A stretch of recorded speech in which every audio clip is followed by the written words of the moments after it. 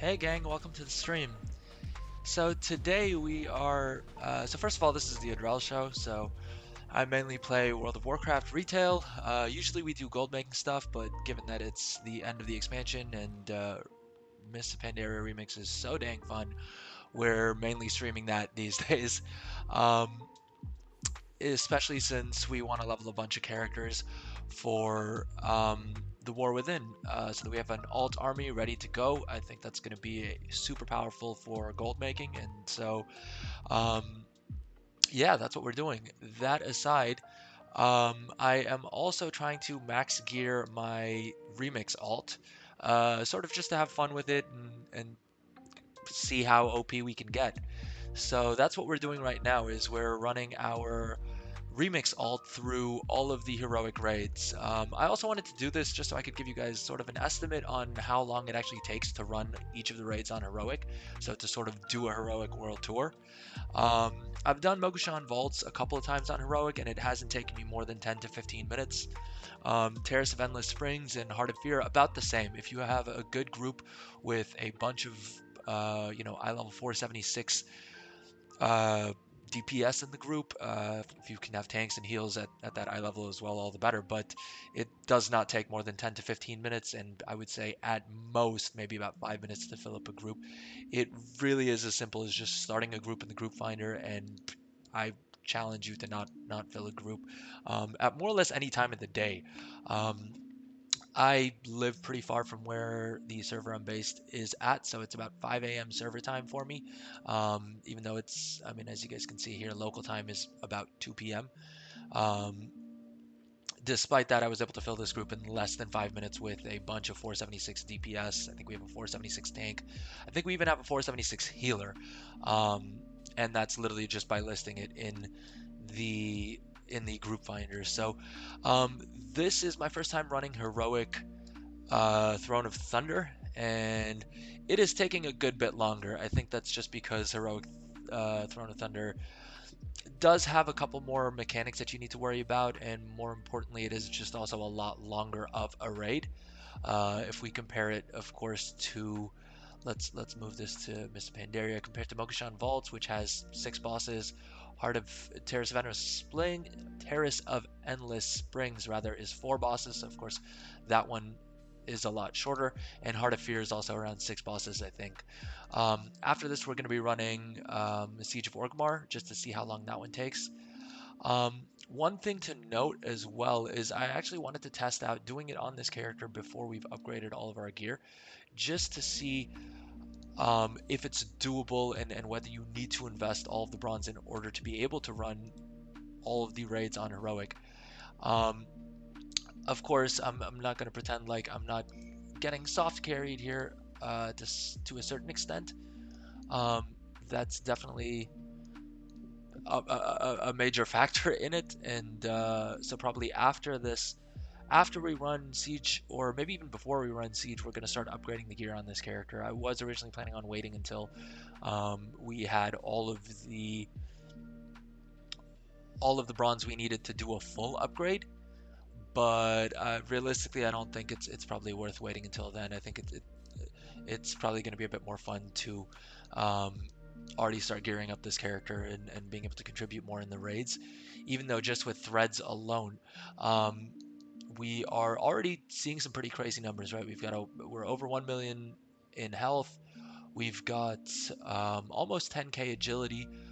We have got 51% crit chance. Now we're mainly gemmed crit and versatility. That's what we focused on because those are the 2 best stats for a Windwalker monk. Everything else I've just dumped into mastery. Not sure if that's the most optimum, but we're also at a nice 92% mastery. We've got about 44% versatility and 36% almost haste with about 9% leech. I don't think it makes too much sense to stack a lot more leech, mainly because I generally what's killing me is not so much little damage as much as, a boss is hitting me for 1.4 million damage. Leech isn't really going to help me too much there.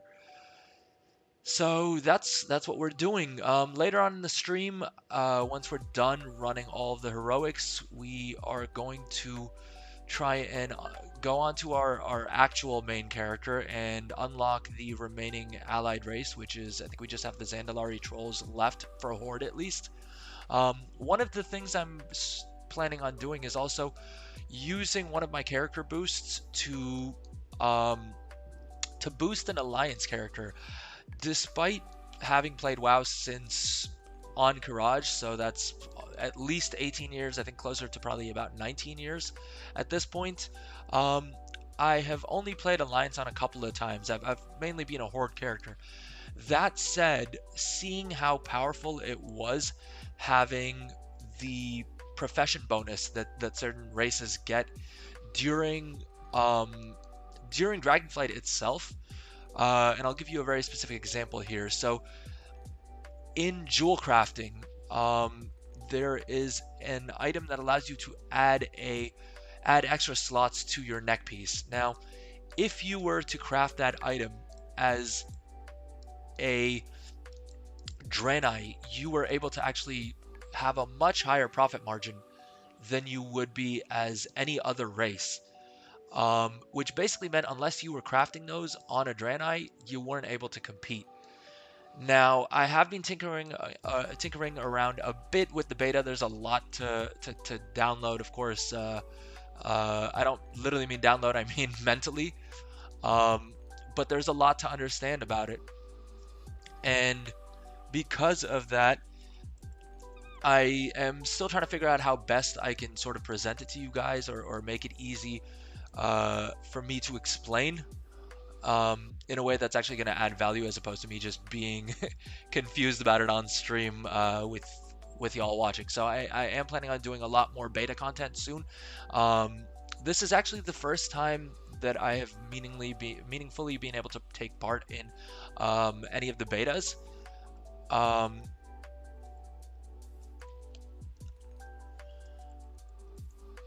So let's quickly start looking for a Siege of Orgrimmar, and I think we will try it on heroic.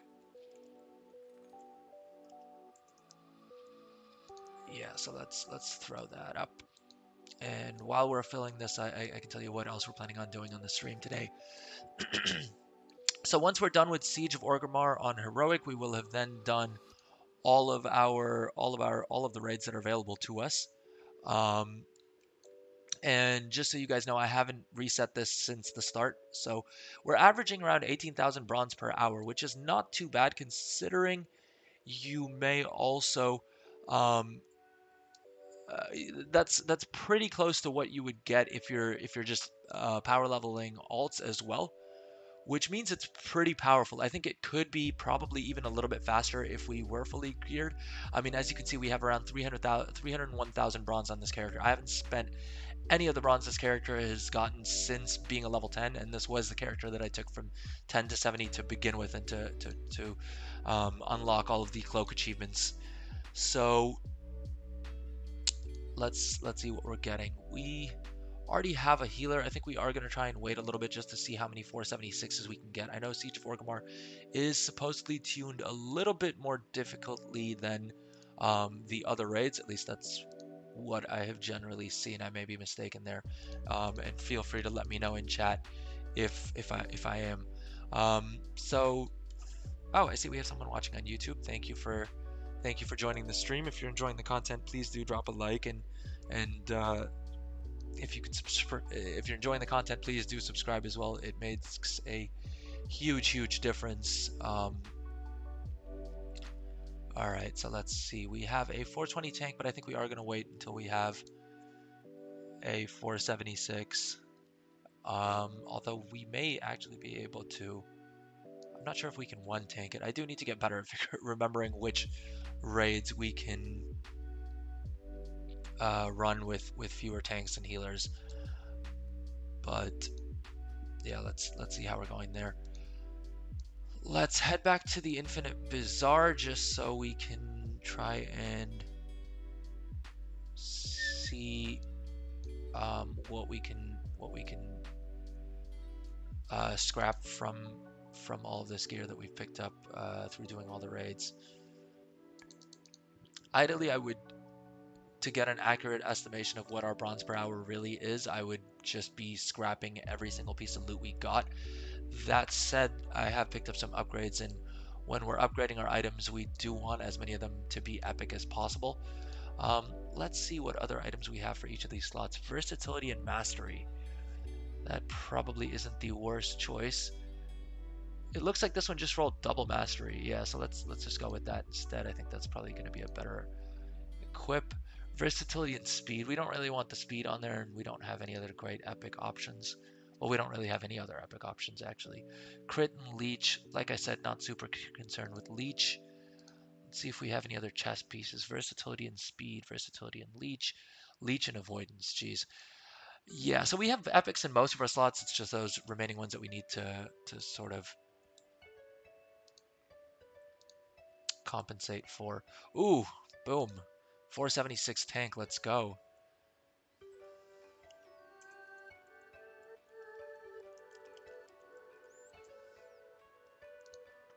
All right, so now we're just waiting on 3 pumper DPSs, and I think we should be able to fill those pretty quick. Let's scrap all this stuff. With the blues, we've honestly picked up so many blues between dungeon runs and all the raids we've been running and all the little boxes that we've been opening that I can more or less blindly scrap all of the blues we have. If you guys have any questions about the add-ons, about the weak auras, just let me know in chat, and I'm more than happy to cover what's going on with those.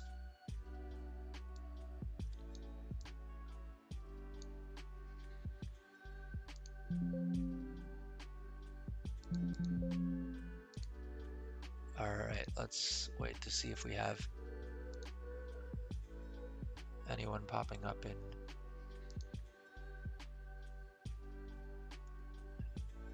in the queue.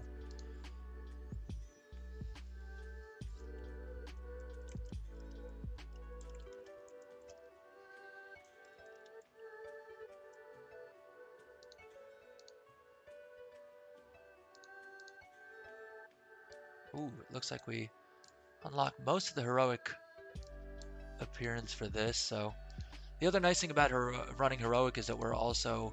Ooh, that was a mistake. I'm just gonna stealth remove that guy from group. My bad. Sorry, I thought it said 472. All right, let's see which... Anything with avoidance we can definitely get rid of. Do we need a two-handed pole arm? Not really. Leech and avoidance, definitely don't need that. Crit and leech, we can probably get rid of that. Mastery and speed, we can get rid of that as well, let's be honest. Versatility, I like that, but I don't think we're going to use a 2-arm. Let's keep it in case we decide to go with another spec, then it could be useful. It's not completely useless. Crit and speed, don't need that. Leech, don't need that. Versatility, in case we decide that we want to stack versatility because we hit a crit cap or something, that could be good. Haste, keep it on deck, why not? Versatility, speed, let's get rid of that. Versatility, leech, definitely getting rid of that. Speed, versatility, mastery, that could be useful. Although I do like the double mastery that we're stacking on this, which is probably going to be the better call. But we'll keep it anyway. Crit and verse, why not? Keep it. Leech, avoidance, Jesus. We definitely don't want anything with avoidance. Most of the secondary stats that aren't like a direct damage stat, by which I mean speed, leech, avoidance. Am I missing any? All of those we can pretty blindly get rid of. Because we just have so much of them from our cloak. I mean, look at that. We have 1323 from our cloak. We have on the speed, we have 1317 leech. I don't think our cloak gives us avoidance, but look, we're not tanking in any case. I'd rather go with something that actually gives us damage. We just need to fill 2 more DPS slots and we're good. But so we're at about 17,650, and this is also taking the time that it's taken to form the group. So we're not doing super bad. And like I said, we could probably get a little bit more bronze if we scrap the rest of our gems and things that we've been picking up. 414 tank. We can do a 414 DPS, I guess. Let's keep this guy and see if we don't get something better. We can pick him up. I don't want to waste people's time, so we'll just reject them out the queue. Ooh, we do have some mailbox stuff. Let's see what we've got. I thought I looted everything as we were going, but maybe I missed something, or something else has shown up. Time Runner's Amulet. Oh, I guess we finally completed the running all the dungeons, or running all the raids achievement on this character. Ironically on heroic, which is kind of funny, because I think I took an alt through while we were doing all this. All right, let's accept the summon there. And I'm also really happy to see that actually my video on demands have been getting quite a few views. So thank you to everyone who's watching the videos after the fact. Really appreciate that. If you're enjoying the content, please do drop a like. Subscribe really helps as well. Shows me that you guys are enjoying the content, and leave a comment. Let me know what you're enjoying about it, what else I could be covering, or what else you guys want to hear me talk about or do on stream. Yeah, I really appreciate any and all engagement. It makes a huge difference, especially since I'm just getting started off. I really appreciate any engagement you guys can give me, just so I know what you guys are looking for, what I can be doing better, what I can improve on, or if you guys want me to do something fun like a challenge or something like that. Ooh, tempting. We don't need another tank, but they are both over 400 eye level, so we could ask them to both just go DPS. In a pinch, we may take them as guardian druids, so maybe they're not willing to DPS.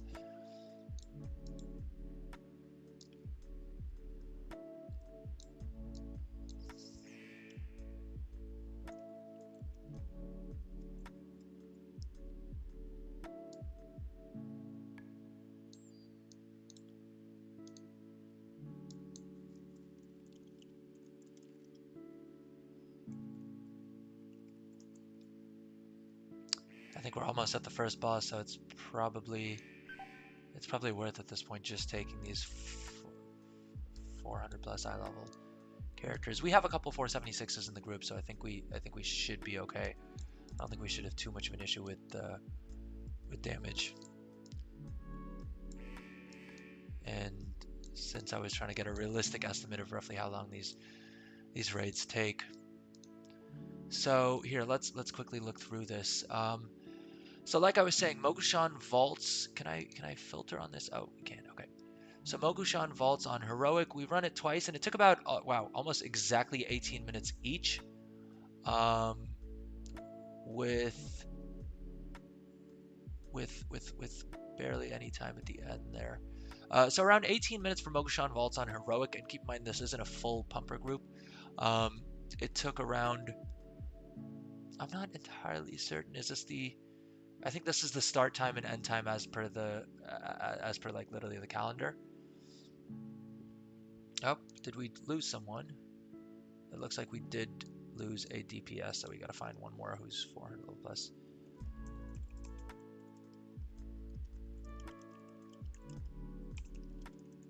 All right, let's try and fill in that slot. But yeah, so Mogushan Vaults takes around 18 minutes, as you guys can see here. Heart of Fear around 17 minutes.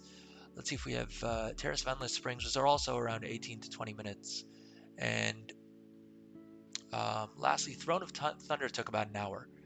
Ooh, boom, 476 deeps. Let's go. All right.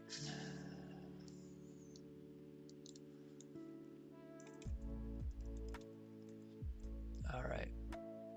We don't have the item upgrader here and the raids ready to go. Otherwise, we would have started upgrading our gear already. I do want to see what happens. There is a part of me that's tempted to see what happens if we go just straight from 346 gear to full 556 just to see how crazy the dichotomy is. But I think that's probably not the most efficient way of going about it. These raids probably would go a lot faster if I was at 425 or you know, a lot higher eye level. Um, so we may upgrade everything just after this run and see how we're doing in terms of oh, I don't even have all my tinkers on this. Oh, we definitely need quick strike. We wanted, what else did we want? We want, oop, hopefully I can get these in before they pull. Why isn't this clicking? This is the issue I was mentioning having with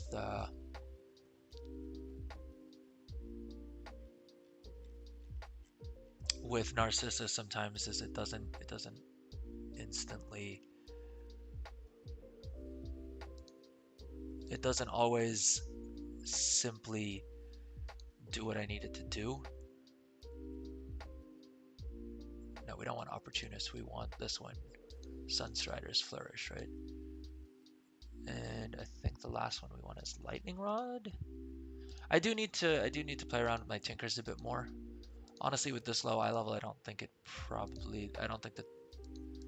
the tinkers are going to make too much of a difference in the context of the entire raid, but we still want the right ones in place. And this is why I like Remix Gem Helper. It works pretty reliably even when Narcissus is having a bit of an issue, and I that may just be because of, why are we still in, oh, can we invite more?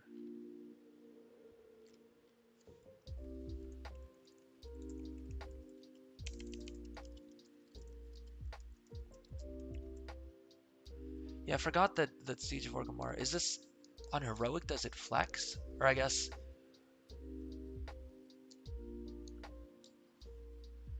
okay, let's get a few more people in here. I guess if it's flex, then we can bring some more people along for the ride. Why not?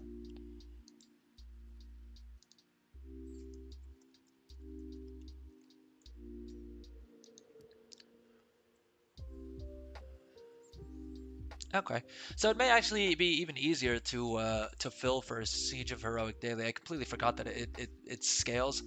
I completely forgot that it scales as a flex raid. Even though I do remember running it as a flex raid back in original MoP. So yeah, that was just my brain failing on me, I guess. But all right, let's pick up. Let's wait for them to reach the raid. We can grab this guy too as if we need a tank. If we need another tank, we've got him, I guess. And so, yeah, let's see how long it takes us to get through all of these. Ooh, another 476 DPS. Let's do it. What's the recalibrator toy? Someone's asking for the... we don't.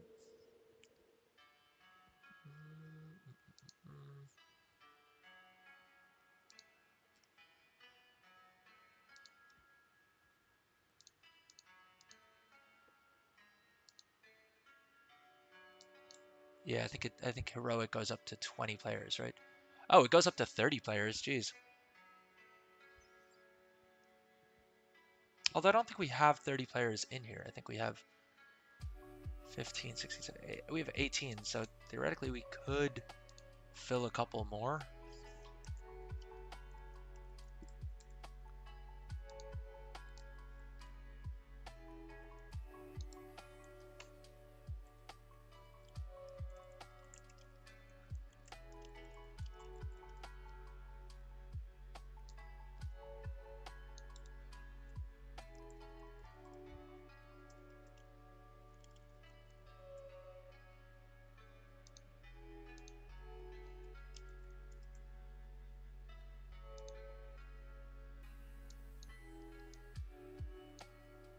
All right, let's see if we find anyone else before we summon everyone in. We can definitely add some more people to this raid.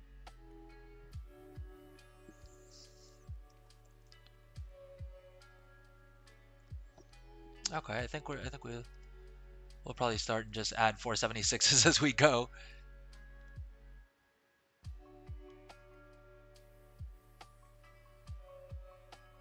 All right, I think we've more or less got everyone here. Let's throw up our buffs. And this weak aura has been a game changer. I completely forgot that I had all these sitting in my inventory, and so I hadn't been using them. But honestly, I have way more than I think I'll ever be able to use. So that weak aura definitely helps me remember to throw them up more or less all the time. I think other than like dungeons, something where I'm just AFKing at the start. If I'm using my level 20 twink, I use it for more or less everything but that. Ooh, a lot of 476s.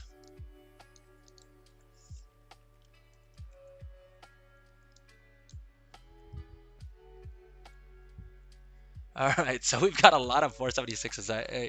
I am curious how many of these how many of our party are 476s. But again, this is just so you guys know, this is at 5:20 a.m. server time. So that's what I mean when I'm saying that it's just super easy to fill raids at whatever time. You don't really even need to be um, that high of an eye level as well. There are a lot of 476ers who are more than willing to carry you. Like I said, this character is sitting at 344 eye level. I haven't upgraded a single piece of gear, other than the fact that I have grabbed a bunch of epics. I guess that's one thing that a fresh 70 wouldn't have. And filling up the blues is really easy once you just start pumping through the what do you call it, heroic dungeons. Although yeah, the game throws blues at you pretty easily, and the epics are easy to fill if you're running heroic raids daily. You'll probably fill up most of those slots. Um, One of the things I do want to do once I do fully upgrade this character's gear, or at least upgrade it to a meaningful amount, is trying to run Mythic Siege of Orgrimmar. The reason I want to do that is because I am completely casual when it comes to raiding. So much so that like the most raiding I will do in retail is generally maybe running each of the LFR rings whenever a new raid drops, mainly just to like go through and see the content and just pick up some easy gear that'll make it easy for me to complete my like dailies and the other things that a goblin needs to do. Um, yeah, so that's the extent of my raiding. Which has kind of been the case for a while. I think the last time that I actually the only time in WoW that I've actually been a part of like a raiding guild is literally back in TBC with the original Karazhan. That's the only like guild raiding I've ever done, mainly because I could never fit it into my schedule or just didn't feel I was good enough at the game to seriously consider raiding. Um, that aside, I mean there have been times at different points in different expansions that I've bothered with um, pug raiding, um, including Miss Pandaria. Siege of Orgrimmar, I definitely remember doing through pug raids and through a lot of LFR as well, mainly because I wanted the what do you call it, the heirlooms. And so there's actually not too many of the heirlooms that I want that I need to buy because of that. Though we may still pick up some of the heirloom weapons that are available on the vendor. Um, let's see if we can skip the RP. Okay, we can't skip the RP. I can never remember which of the RPs we skip and which ones we can't. I guess also because I haven't been doing daily heroics. This is the first like world tour, certainly on heroic that I've done um, during remix.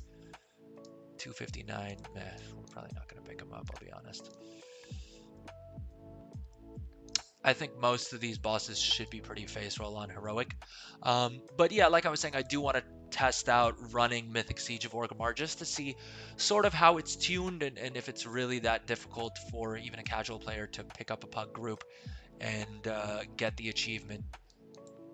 And hey, if I'm able to, I may even start putting together groups for it.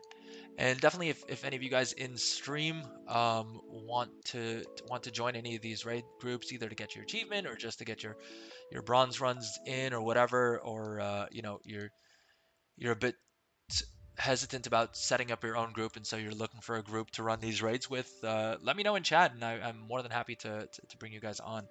I think this may be around the time that I start streaming on a daily basis. I think this may be a workable time for me. So hopefully, whatever time this is in your guys' time zone,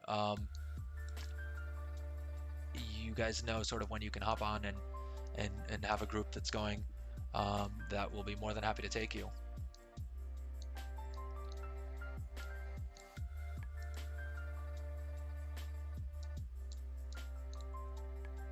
In all honesty, I could have probably brought one of my alts into this raid as well, but I want to see just exactly how it's tuned, and it is definitely a lot more fun doing it on one character as opposed to two, because you can sort of pay a bit more attention, contribute a little bit more damage.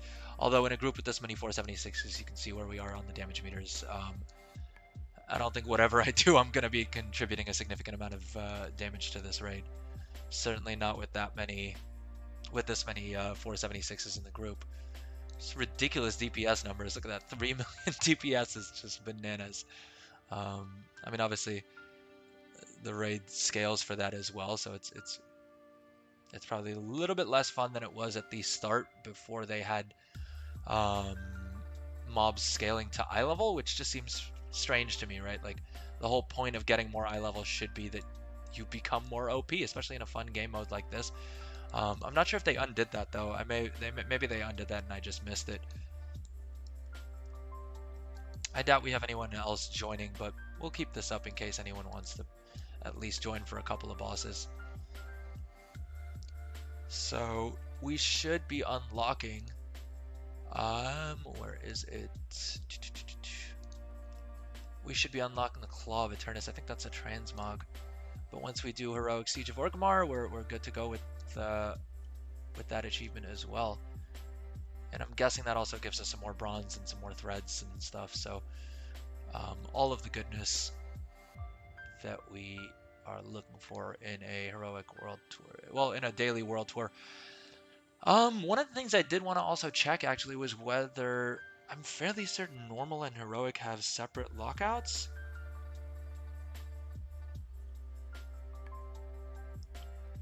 Let's check on that quickly.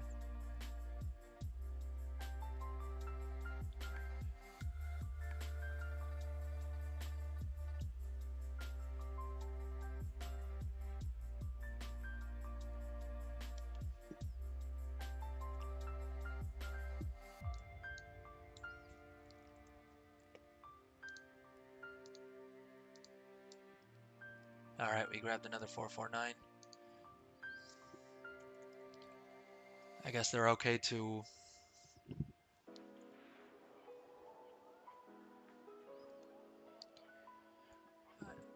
we're okay to summon some more people if we're still getting 449s. It can just make everything go a little bit quicker, I guess, on the DPS checks at least.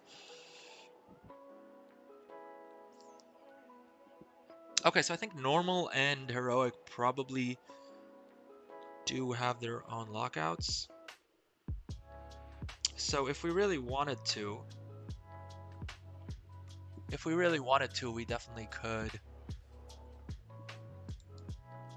could run both for maximum bronze per day, but I don't know if that's the most efficient use of our time. If we're doing the heroics, I think we're probably okay.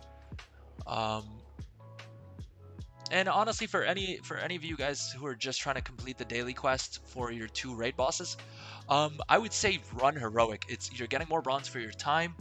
You'll get some epic gear as well. You may even unlock some achievements.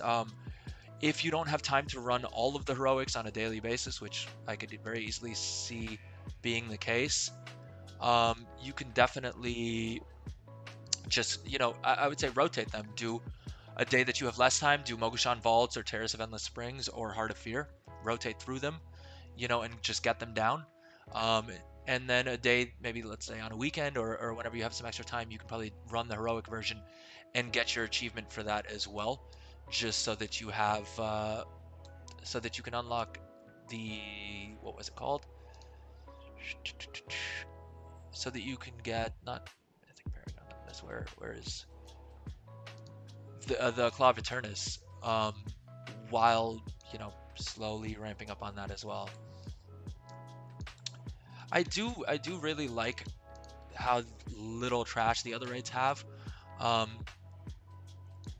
I haven't, like I said, I haven't really been actively raiding since probably, not since MoP, I think, but that's probably not fair. That's probably not a fair estimate of the last time that I actually raided, because I have raided, like I have done a lot of LFR clears in, I want to say, um, definitely not Shadowlands. Shadowlands was I think, as it was for many people, one of my less favorite raids, or expansions.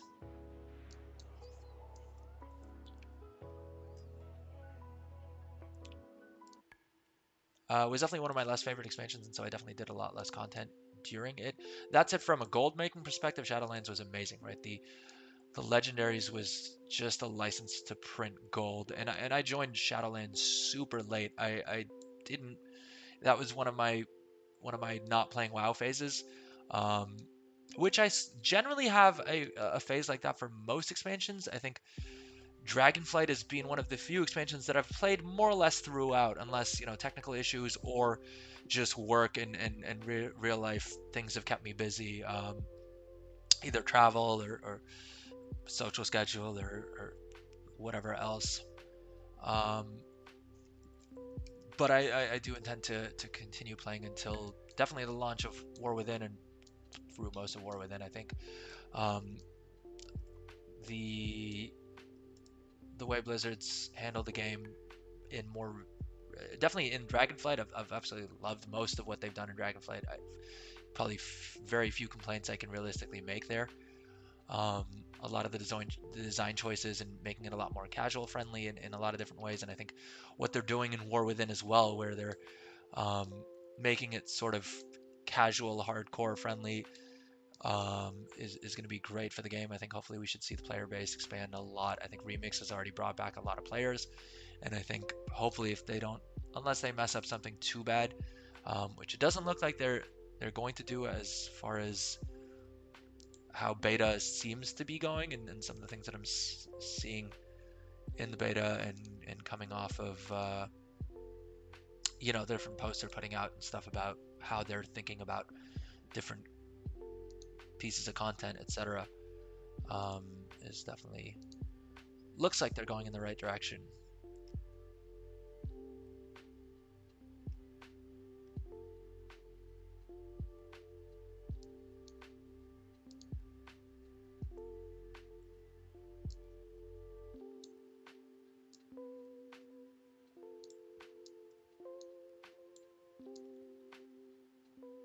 Gonna take our little port to Orgrimmar.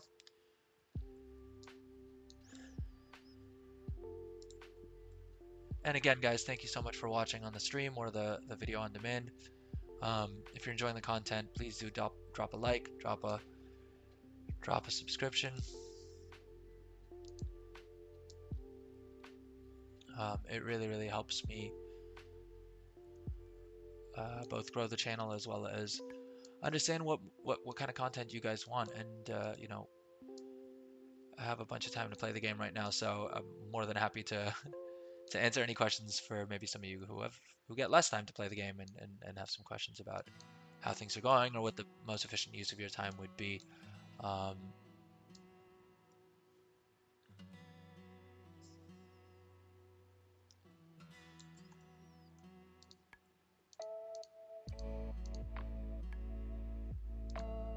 and so, like I'm saying, it is super easy to fill a group, even at 5:30 a.m. realm time.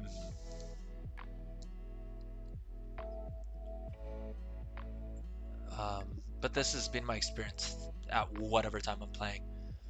Because you got to keep in mind these are now cross region, cross faction, cross uh, or not cross region, I guess, cross realm. I think is probably more accurate, but cross sub region, I guess, where you can play with Oceania and Brazil and the others if you're in North America and in Europe.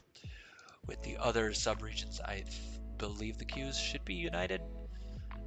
So at any given point, there are a bunch of people playing, and with how quick the raids go, um, and the fact that it's a daily lockout, people aren't too precious about defending their lockout because worst case scenario, they get a bad group or the raid falls apart for some reason.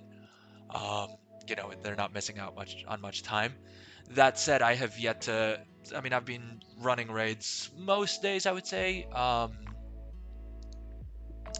Let's. This is probably the character on which I've done the most raiding, and we've done about 20 raids on this character so far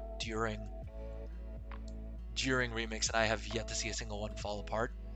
Um, and I would also say that actually almost every single one of those raids, if at most there's maybe one or two that I can't even remember joining, that I haven't been the raid lead for, just because it's always easy to then fill up the raid, and if you're worried about eye level or getting kicked because you're not doing enough damage or people are being elitist, the simplest thing you can do is literally just be the raid lead. If you're the one running the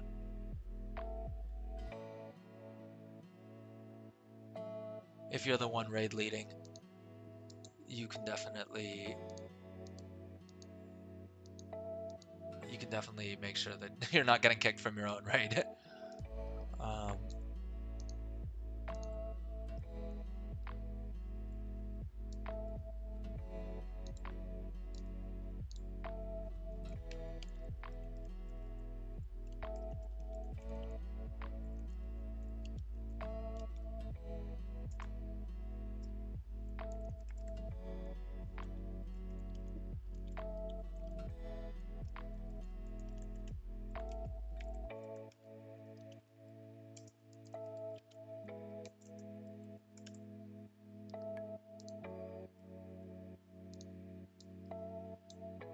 hmm.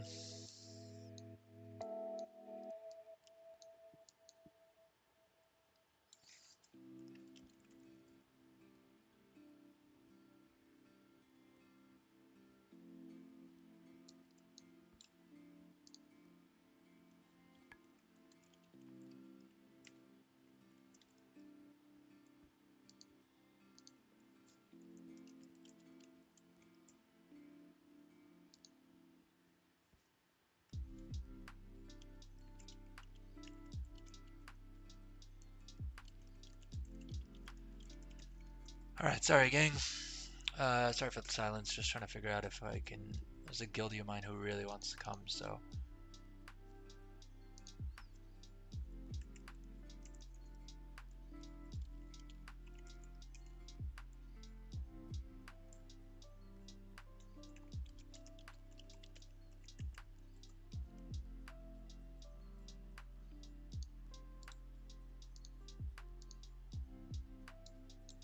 All right, let's invite our guildie. Why not?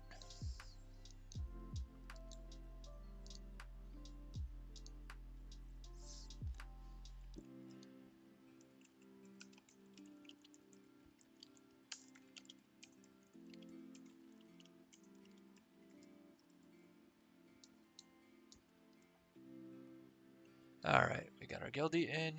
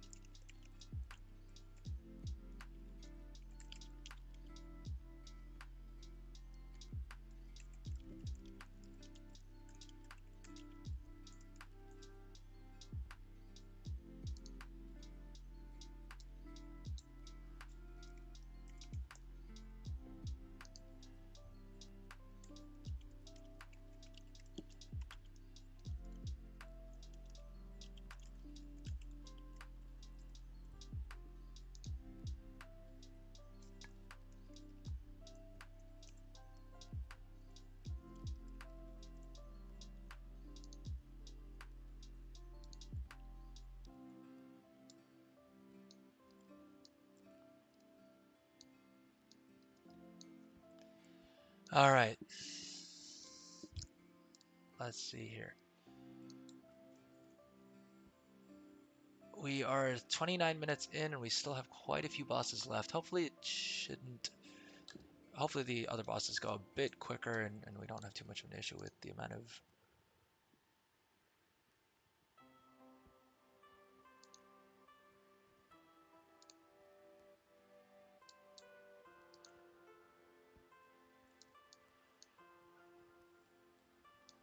Hopefully don't have too many issues with mechanics. I think our damage is definitely more than enough to face roll most things.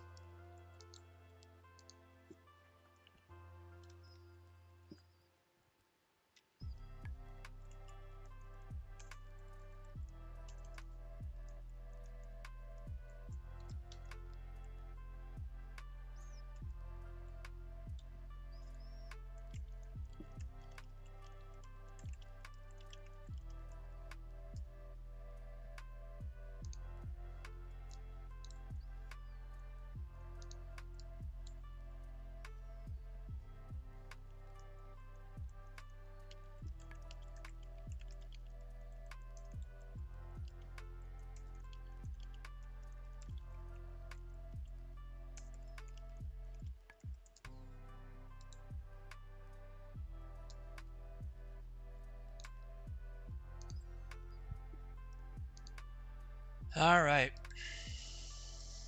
Seems like the bosses are melting. I think it's just the trash and the whatchamacallit, and the RP that's making this this take a bit longer, which I think we knew about Siege of Orgrimmar coming in anyway. Ooh, what's this? We got a mastery mace that's supposedly a 1% improvement.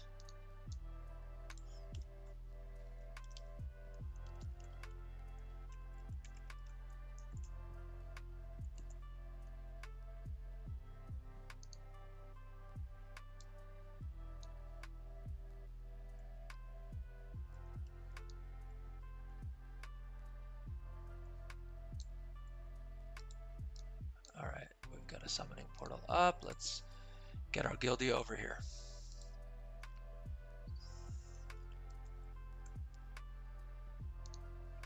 Let's throw up the last buff that we needed. Anyone else? 355. Nah, that's probably gonna be too low eye level for our needs.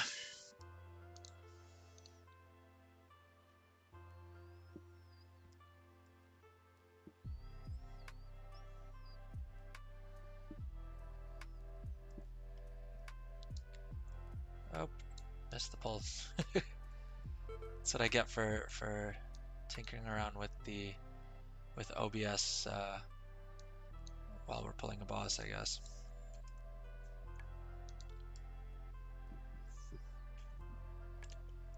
Oof, brutal. I'm not even in the top 20 for damage.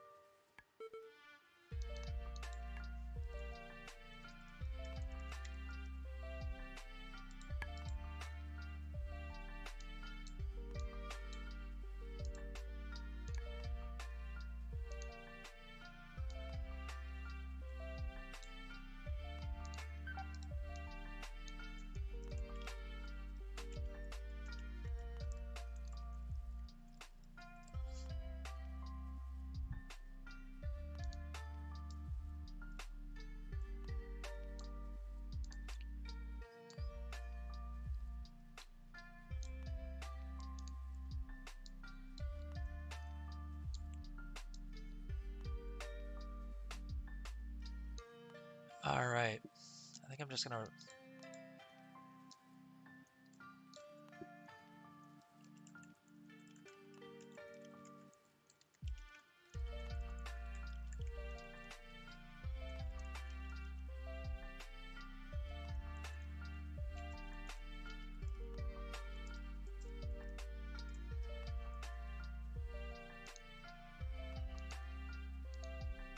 I just realized with having this many people in the raid, it's probably worth mentioning to them that I am streaming. So hopefully, if anyone's interested from the raid, they'll join the stream. Oh, geez. Okay, there's a lot going on right now. I'm fairly certain the laptop that I was running everything off of would have melted down at this point. With this much chaos going on and 25 characters all casting all their stuff. Oop, dead already. Oh well. It is what it is. Korkron Dark Shaman down already. Why did that give me credit through its like 3 achievements? I mean, I'm hardly complaining. Alright, let's mount up and run through and loot all of our stuff.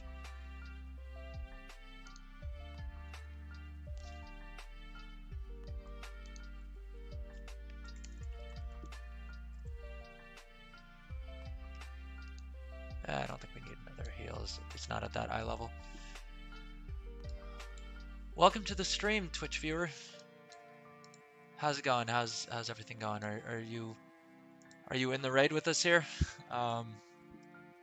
If so, let me know in chat, or let me know in game. I guess if you're if you're a part of the raid. All right, let's catch up with the raid. What are we doing here? And again, if you guys are enjoying the content, please drop a like, drop a subscribe. Let me know in chat what you're enjoying, what you're not, how my audio quality is. Tell me I'm a noob for not making it onto the top 20 DPS. Whatever, let's have fun with it.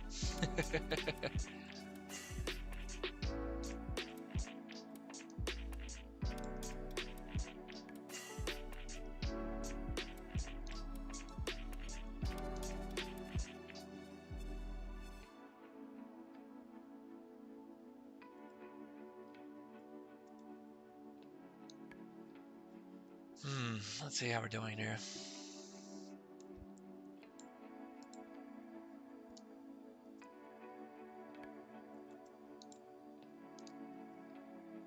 $425 heals. Yes, thank you.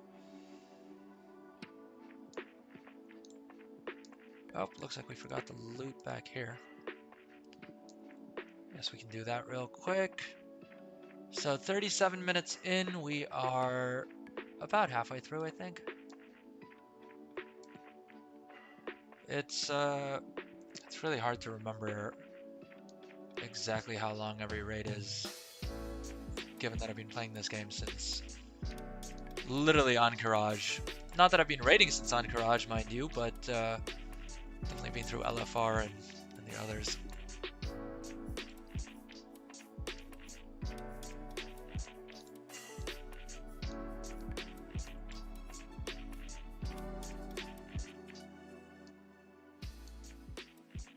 I feel like the music may have gotten a bit too loud right then. Let me know in chat if that was the case, or if it was just loud in my headphones and okay on the stream.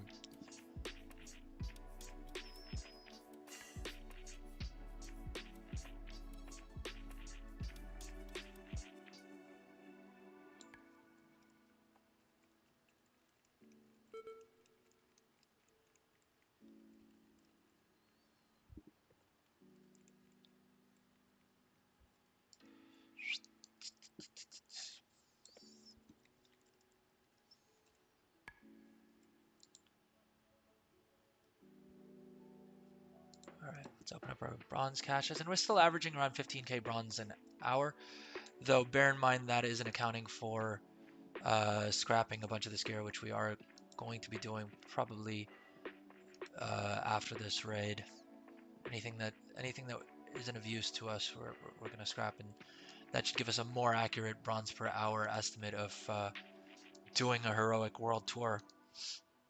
So far we've gotten about 40,000 bronze during this during this world tour, which theoretically means if we had the time and patience, we could get this much every single day. I think yesterday by just completing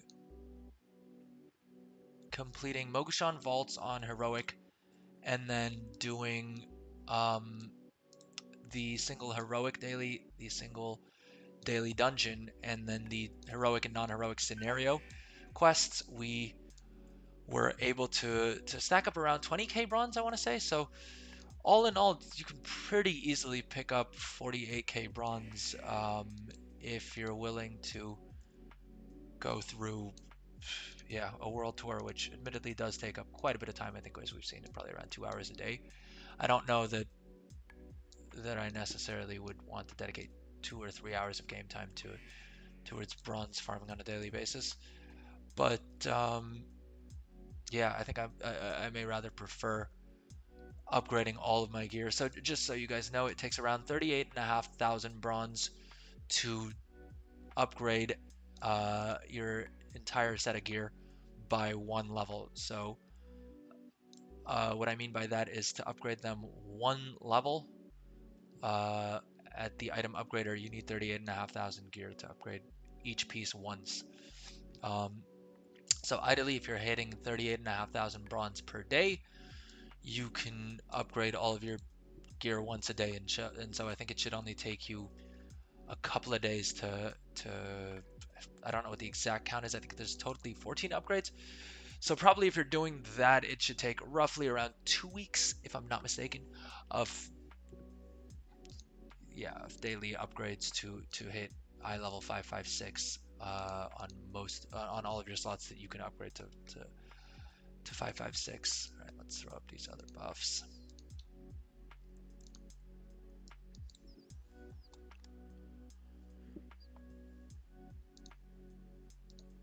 Boom. Nice and fast. The world tours are clearly worth a lot of bronze. I don't know if I'd have the patience to do these every single day, but they are pretty fun, and I guess probably having higher eye level would also make them a lot more fun, and probably let them go a bit quicker. Probably also allows you to be a bit more selective in who you're inviting to the group. Oh, we're at 29, so we can't quite invite any more people.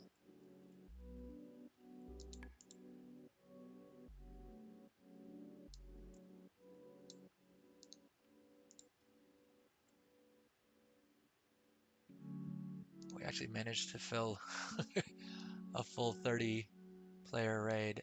Is anyone going to come help me summon? Or do we just summon them to the next boss? Okay, I think we're just going to summon them to the next boss. Which is fair enough, I suppose. Probably more important that I keep up with the raid at this point.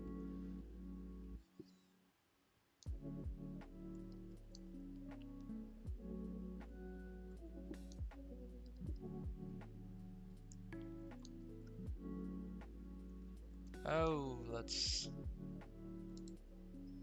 loot this real quick. We are doing all this for bronze, to be fair. Well, and the achievement, I guess. We are also trying to unlock the that transmog appearance. And like I've said, transmog is not something I'm super obsessed with. As in, I'm not one of these.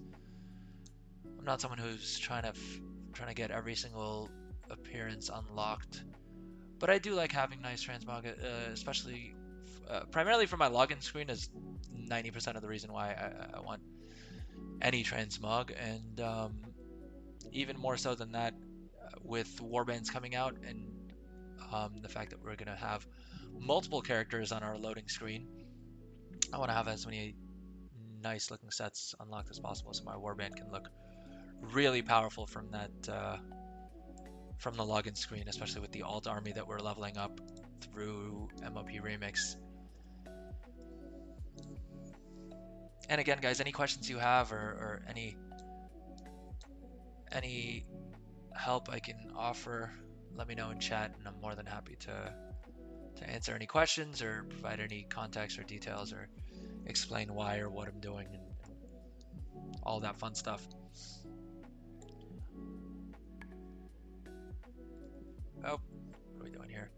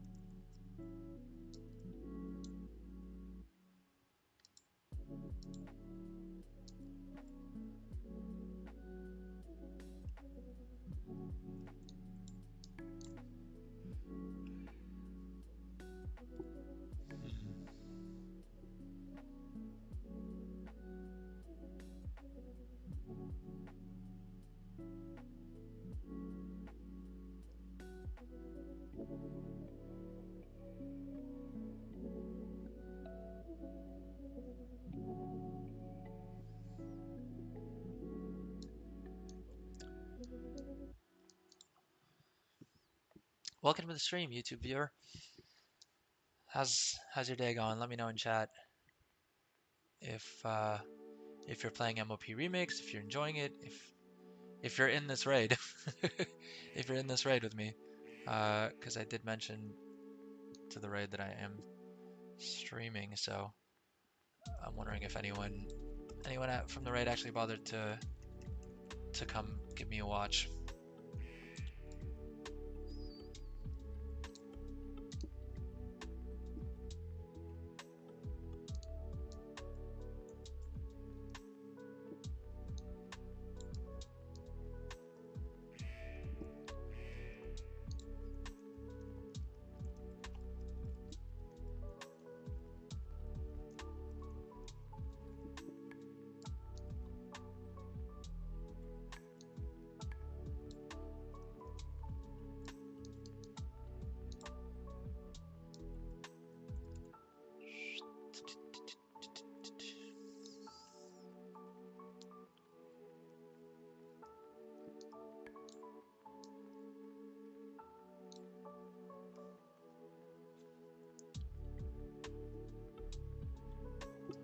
All right, let's.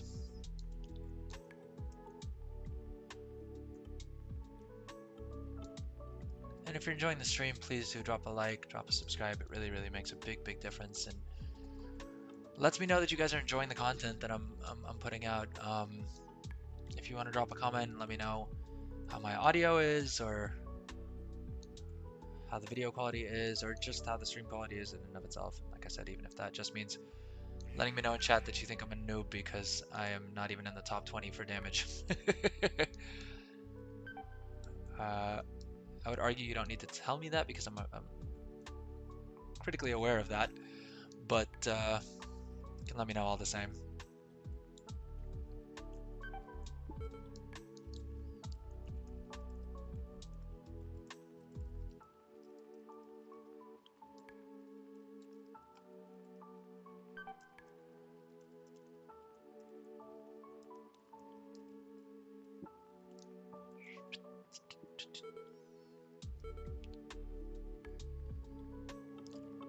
All right, let's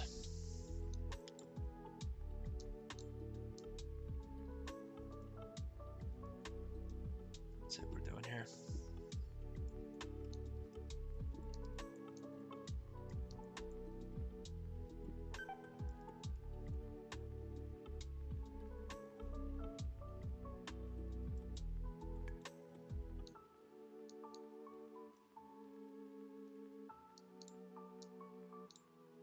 Boom, spoils down as well. At 48 minutes in, so we have 4 bosses left. What do you guys think? Do you think we can get them done in the next 10 minutes and have...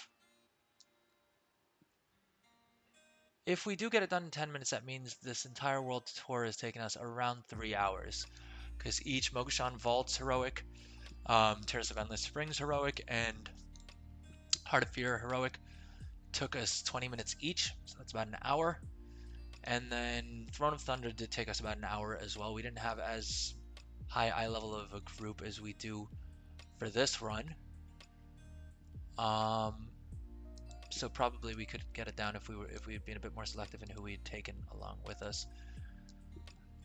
But I don't think you get a much better group than this, to be honest, to clear through Siege of Orgrimmar with the number of 476s. I think most people in the group are above 400 eye level as well, so things are just melting.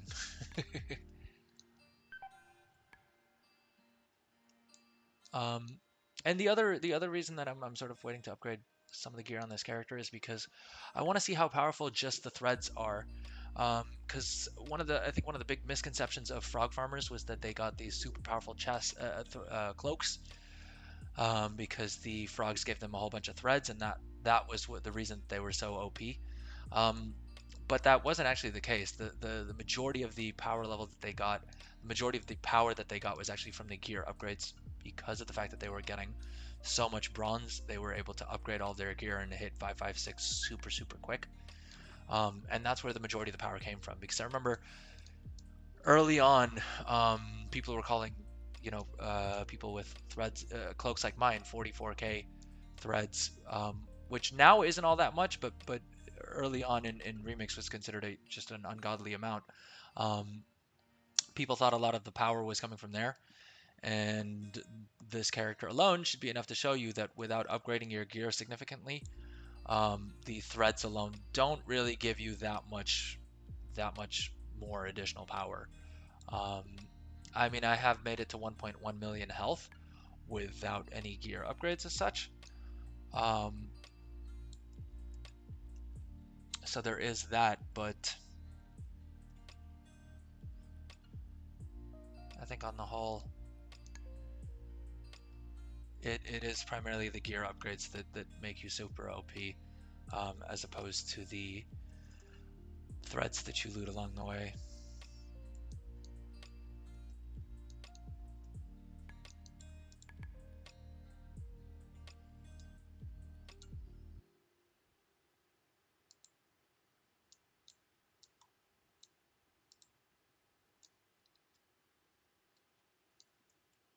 And in case anyone's curious, no, I didn't frog farm on any of the characters. Not because I had any issue with frog farming as it stands, because I do remember it being a big part of Miss Pandaria as well, so I wasn't as surprised that people were doing that. It was a big part of Miss Pandaria was doing the frog farm, so I definitely don't think that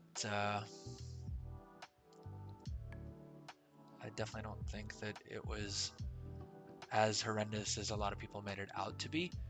But honestly, I just didn't get to it in time, and I don't really regret not having done it because I think they rolled back cloaks in any case, so not like there was a huge amount to be gained. And that aside, all right, while we're doing the cut screen, I'm gonna be right back. Give me a second, you guys. I'll leave the cutscene for you guys to watch.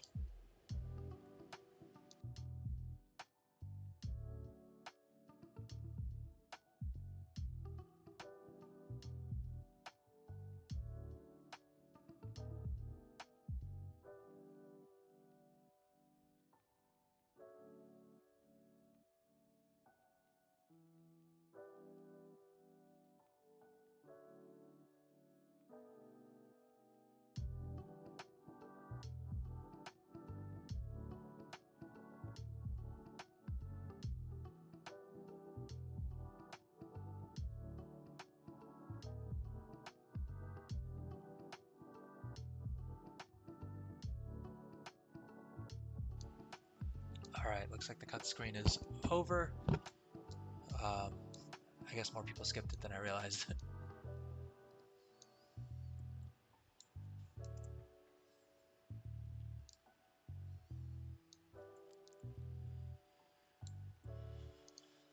What fun toys can we use while we're doing all this?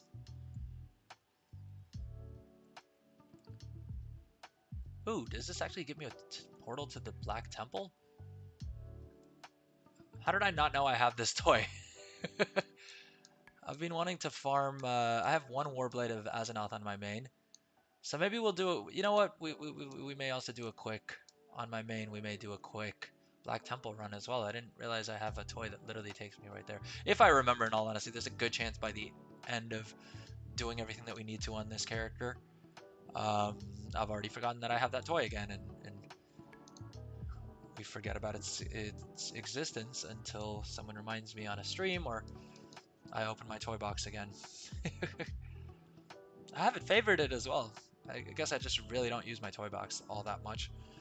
Um, but I'm not too concerned about having enough bronze overall to spend on everything that I want to pick up, because I have more than enough bronze to I've already picked up most of the mounts, and I have more than enough bronze already to get all of the mounts that I want.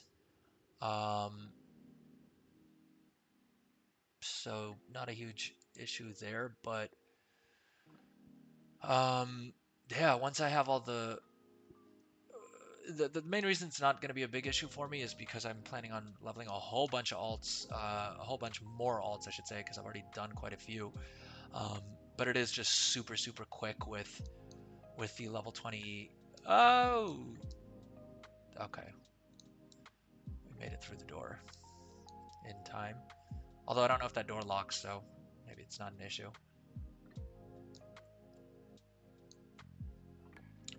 Um, but with the amount of alts that we're planning on leveling, and especially since we're doing them two at a time, since we're doing 2 subscribed accounts as well as a what do you call it? As well as a trial account for the level 20 twink.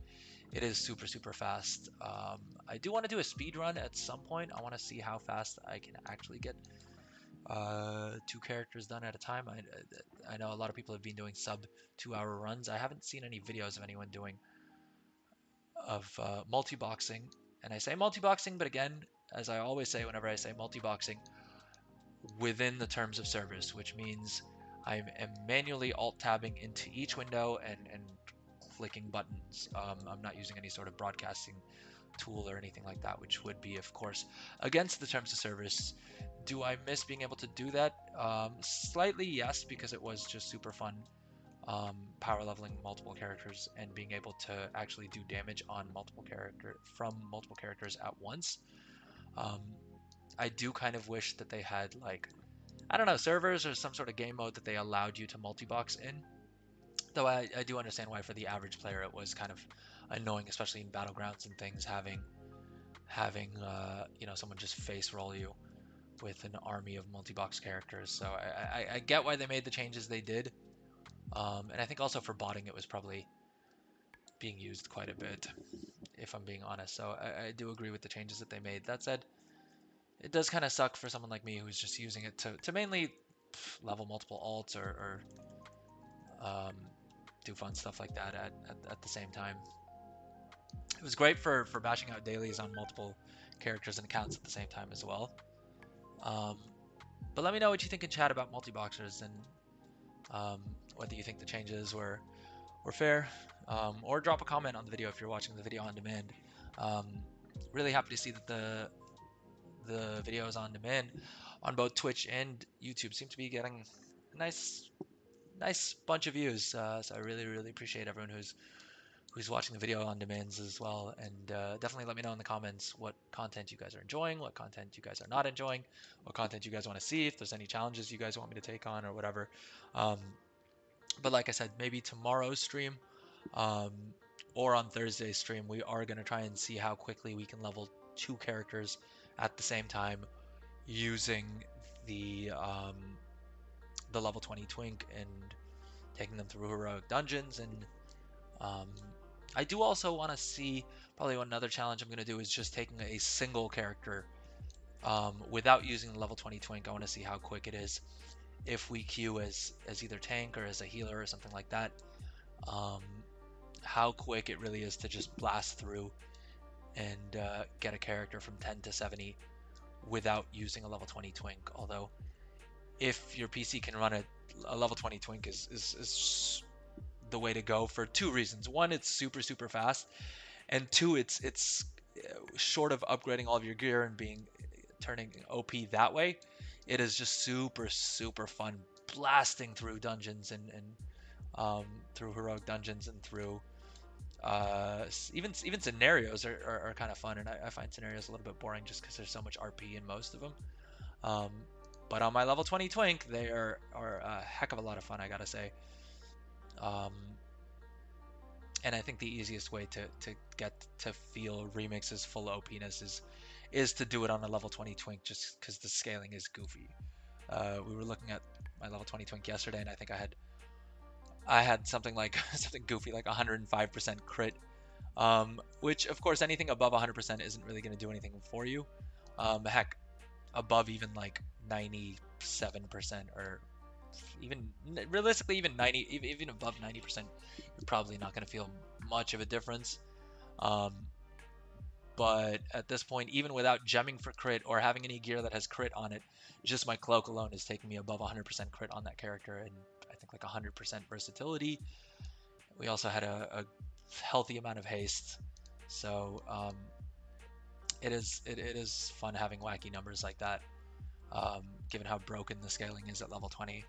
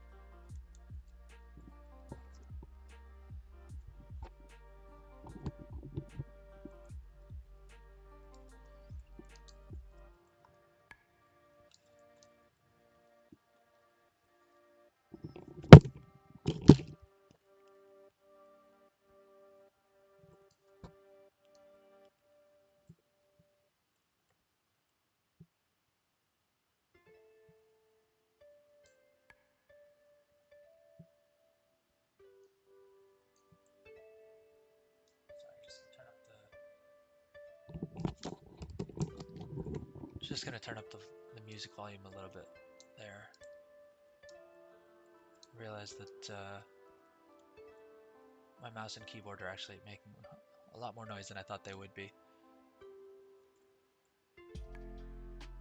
Oh, and I guess I forgot to switch my camera back on once I came back from break. My bad. Sorry about that, guys. Oop. I'm standing in something that I shouldn't be standing. That's what that noise means.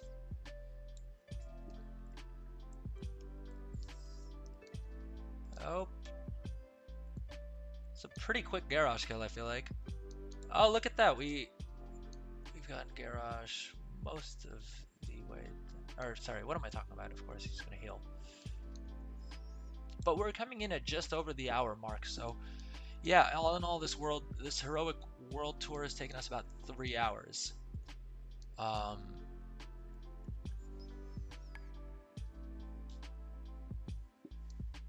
think we started this stream midway through Throne of Thunder. But yeah, Mogushan Vaults took about 20 minutes. Heart of Fear took 20 minutes, and what do you call it? Terrace of Endless Springs also took us about 20 minutes, with Throne of Thunder and Siege of Orgrimmar taking an hour each. And we're dead. That's not great. That's not great.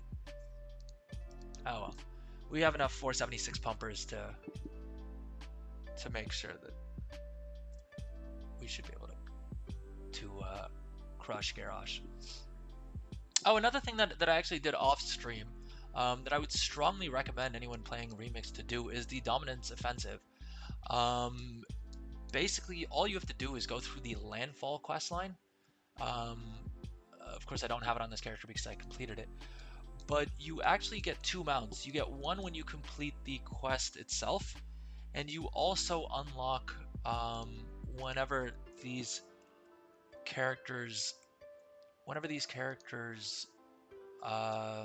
Remix is over and these characters are able to access the normal vendors, you also unlock this mount, which is a higher resolution version of the Wyverns, which is kind of cool as well. But the entire questline took me barely like half an hour to 45 minutes maybe. And not only do you unlock those 2 mounts, you of course also get the achievement for Dominance Offensive, but then also you get this, where is it? You get the landfall achievement, which itself is, oh, probably shouldn't have released.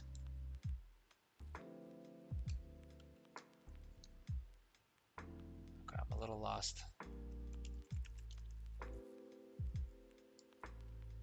So the landfall achievement, where is that? This one gives you your class ensemble, as well as gives you one of the greater bronze caches, and some epic threads.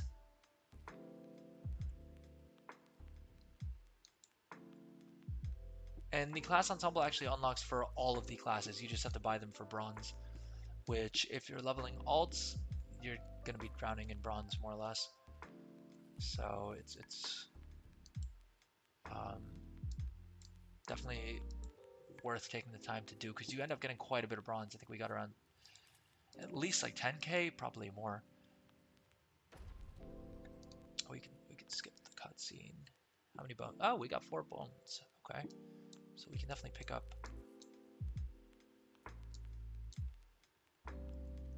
So we're at 5 bones at this point. We've got quite a few tufts of yak there as well, since they now stack. All right, let's hearth on out of here. We can leave the party as well. All right, I think we are actually going to start upgrading our gear. And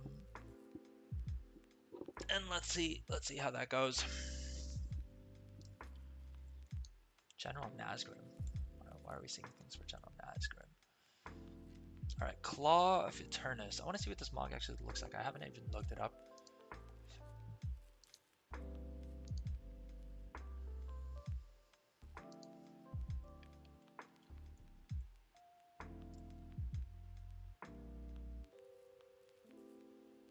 Is it not a fist weapon? What is the Claw of Eternus? Is it a toy? Probably should have looked it up before. Okay, so it's not a toy. I'm actually just gonna Google Claw of Eternus. I thought it was a fist weapon transmog. Although that does seem a bit niche. Oh, it's a title. Okay. Well, all right. Let's throw that title on here. My bad. I guess that makes a bit more sense that it would be a title as opposed to a fist transmog, because I guess if you're not a Windwalker monk, it's a fist transmog isn't really worth much of anything. We still have some more achievements that we can complete on this character actually for more bronze. Tour across on Wild. So we just need to grab this one treasure. Let's go do that real quick.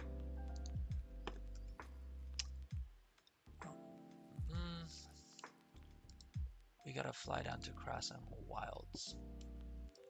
We could also do, well, and we need to turn in our Sunreaver rep daily. And I don't know if we'll have time today to go through the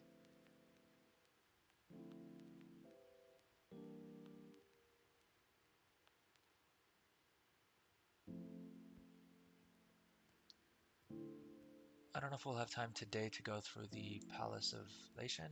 What's the, or the Trove of the Thunder King. We've just been, yeah, key to the Palace of Lation. I've just been collecting the keys on this character. I haven't actually gone through the scenario once yet, mainly because I feel like I'm going to get into a groove with it. Because I remember back in MoP, that's what I would do as well, is I would just gather a bunch of those keys and then do a whole bunch of runs one after the other, so that I could sort of optimize and get into the right mindset for it. And these orbs aren't a great way of getting bronze. I mean, like in terms of bronze per hour, you're not going to be getting anything fabulous. But that said, when you're just flying around, I think in terms of bronze per second, they can be a pretty good farm. Especially if you're playing it off-peak hours like this. All right, what's the quest that we can turn in here? Let's see if we can pick up a quick. What are we supposed to do? Oh, we've got to place the heirloom. Let's do that real quick. Show family shrine. Maybe if I dismount. Oh, and we get a little cutscene. All right, let's watch the cutscene real quick.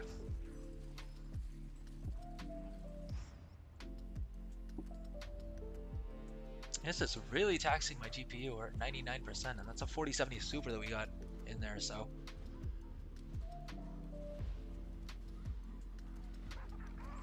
Although we are running another instance of WoW, just because I keep forgetting to quit out of WoW. A message must lie within. What fate did the Emperor foresee?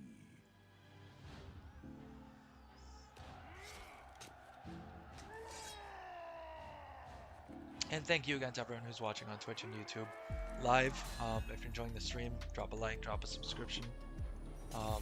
Let me know in the comments or in chat if you're watching live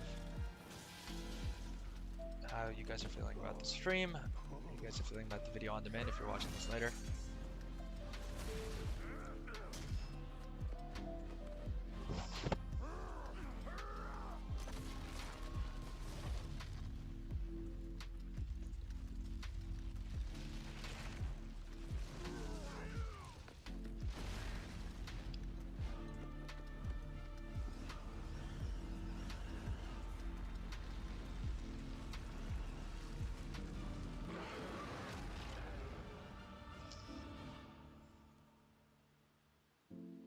Alright, that was a little frightening, but we get a little box out of it, I guess.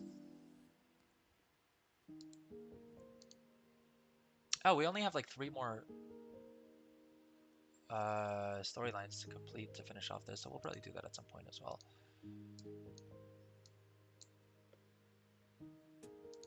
I think we may actually try to get every single achievement on this character. I'm not a huge achievement farmer, in all honesty, like on retail at least. But with Timerunning, it is just super fun, and I genuinely am loving this game mode. It is so quick to unlock things and to get things that I may actually try and complete all of these achievements. We've got another 69 days. Nice.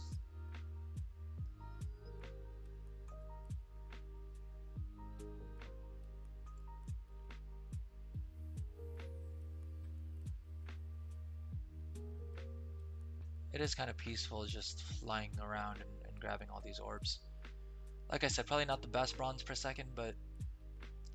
Oh, someone stole that from me. You gonna steal this one too? Okay, I guess not. Alright, where's the treasure that we need to find in Krasan Wilds? Because otherwise I'm just going to get distracted by flying around and looting all those things. But the landfall achievement, like I was saying earlier, is great. Definitely pick it up. It's well worth the like 30 minutes that it takes to complete because you get 2 mounts out of it. And I have actually tried farming Dominance Offensive Rep on my main. And I think they've made it a little bit easier now that while MoP Remix is on, so it may actually be worth doing. But outside of Remix, it's a lot of dailies. I think I made it through like 4 or 5 days worth of dailies before I just gave up because I didn't have the patience for it. But the other thing we're gonna do is we should probably also pick up these rares. I don't think we did them within this lockout, so we probably can still get loot from them. But there's 3 rares here that are super quick to grab. They give you an achievement as well, which gives you a cache and some other stuff. Oh, why are we back in Jade Forest?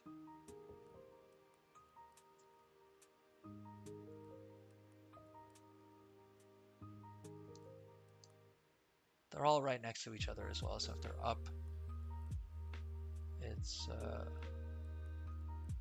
good, quick little bit of bronze and threads and whatever else rares drop. Oh, it doesn't look like they're up right now though.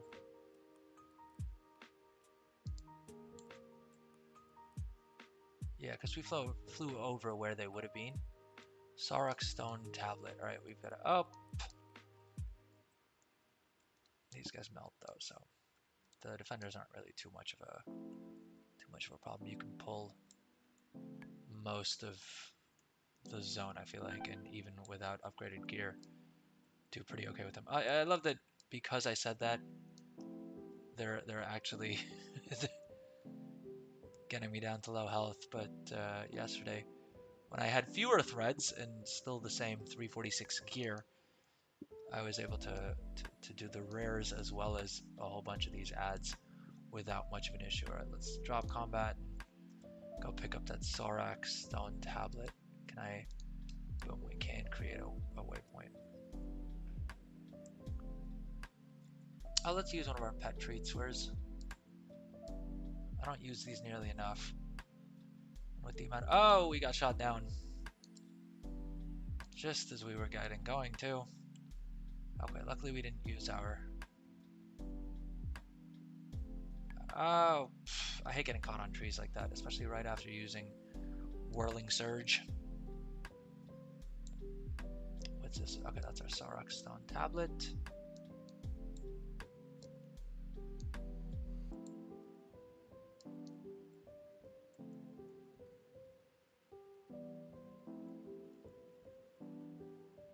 Where is the Stone Tablet? Because it seems like that's all we need now to unlock the zone achievement for this. Let's see if our interact key does anything for us. Because it's saying is it over here somewhere? Or is it inside like a cave or something? Although I think handy notes would tell me if it was inside a cave. Oh, it's probably inside this cave here. What are we doing? Alright, that seems simple enough.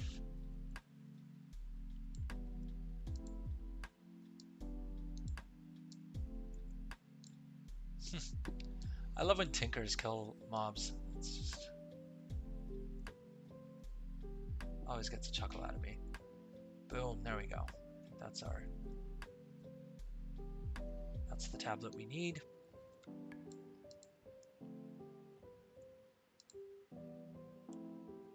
Boom, Torcrassang Wilds, Bounty of Pandaria. Getting multiple achievements all at once. And we get a Spool of Eternal Thread out of that, as well as a Bronze Catch, and a Lesser Bronze Catch, I guess. I think the Lesser Bronze Catch is for completing the hidden treasures. The Torcrassang Wilds give us the Bronze Cache. And they don't mention it, but all these achievements give you spools as well, so yeah, we've ground out 7,400 spools in this world tour. So overall, the world tour basically, with very little else, I think we did Galleon and Shah were the only other things we did, gave us about 50,698, so about 50,700. Oh, and we also got Chen Stormstout's Keg out of that, which is a nice transmog to have as a, certainly as a monk.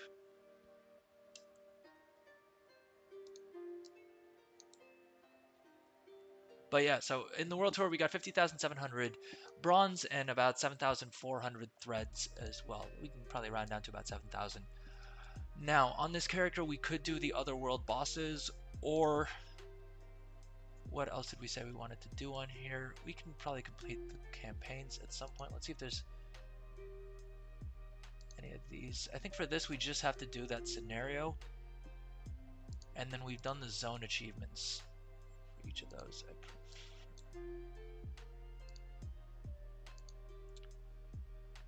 We got to do 2 scenarios to complete the Kunlai Summit and get the Chen Storm Stout hat, which we'll do at some other point.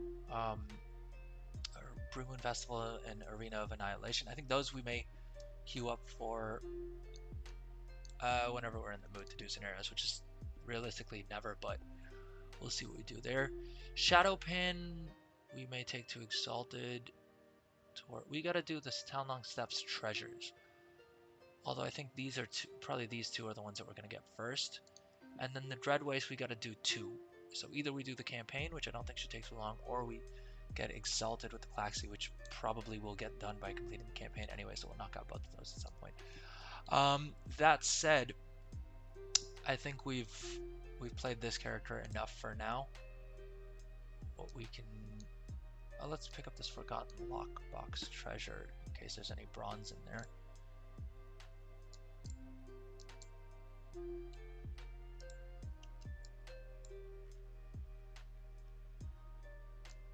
Tong the Fixer.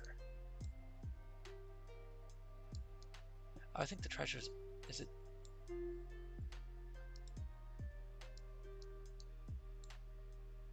Yeah, it's up here. I remember this from original Mists as well. While leveling, this was always a good treasure to grab for some bonus XP.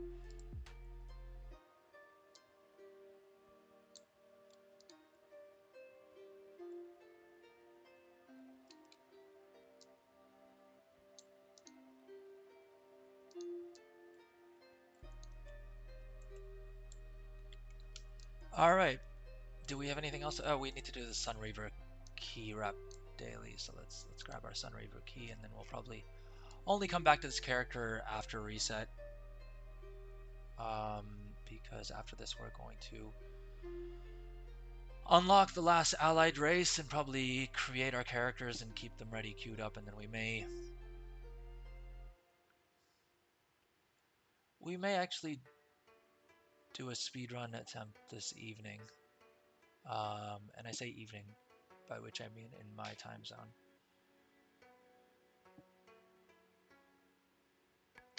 I think we're going to move to our retail main for a bit. Unlock the allied races. Maybe do a quick Black Temple transmog run. And the cool thing about that is if we... I think if we keep all of the loot in our inventory whenever the pre-patch goes live, it should unlock the transmog on other characters as well.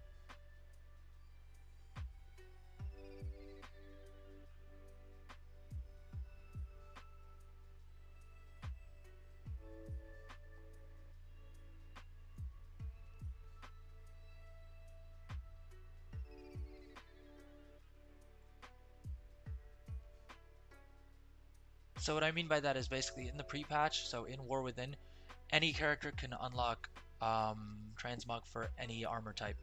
So my monk could unlock transmog for clothies, like can unlock cloth transmog, can unlock plate transmog, mail, whatever. As long as you loot it, it'll unlock at the account level. Whereas previously I would have only been able to unlock transmog that I can equip on this character. So that should make life a lot easier for transmog farmers, because it would always annoy me that a lot of times like set pieces that I would want for a specific class would drop on another class, but I could never use that, but it would never drop on the actual class that I wanted to wear it on. I definitely had a lot of that issue with tier 2, because for whatever reason tier 2 is just my favorite sets for most classes. There's a couple classes that I like other sets for, but by and large it is tier 2 that I would pick, that I think goes with like the class fantasy for most of yeah.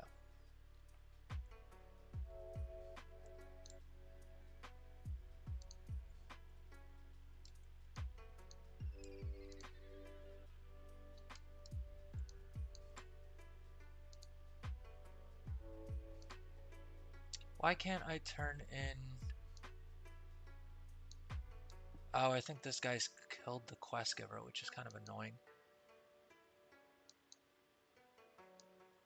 Okay, well that's obnoxious. Let's see if we can phase. I need to find a... since I'm here, I might as well find a Nala group as well.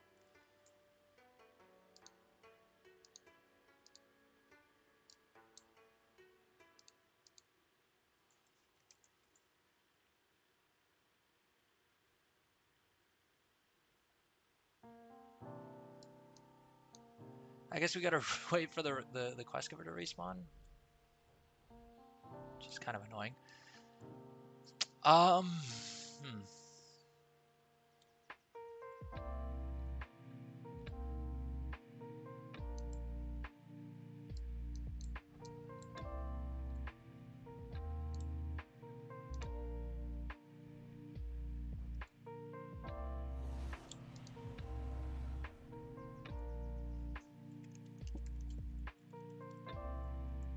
Let's see who the quest giver actually is.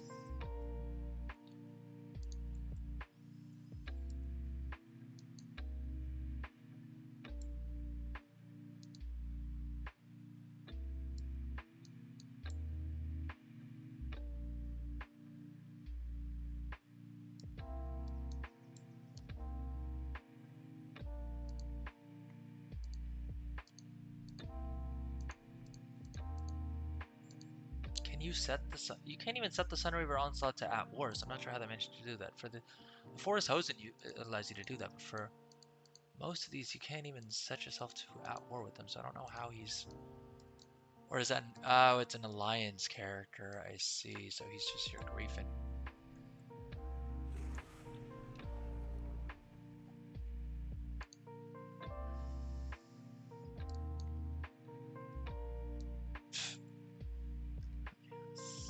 This is why I was saying I'm not offended if you guys want to call me a noob. Who is the quest giver? Halderon Brightwing. Okay, yeah, so he's not alive.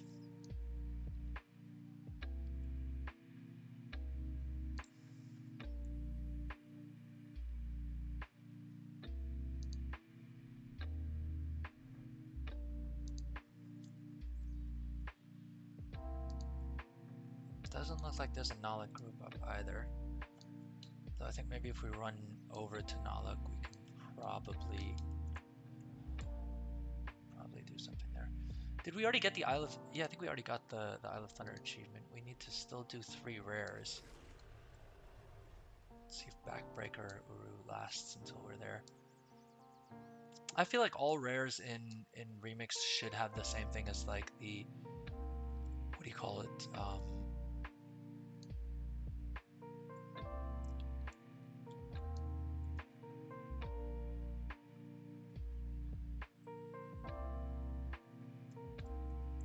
The same thing as the Timeless Isle is the word I was looking for, where they're sort of unattackable for the first minute, so it gives you some time to like run over to them and tag them before they just get nuked.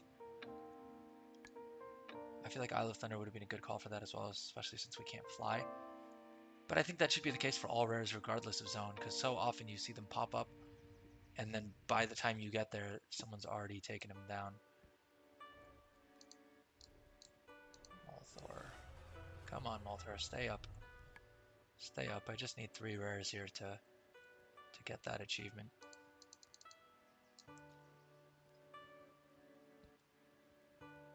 Like, if anyone's trying to kill him, I doubt he'd last more than the 40 seconds that it's going to take me to get there.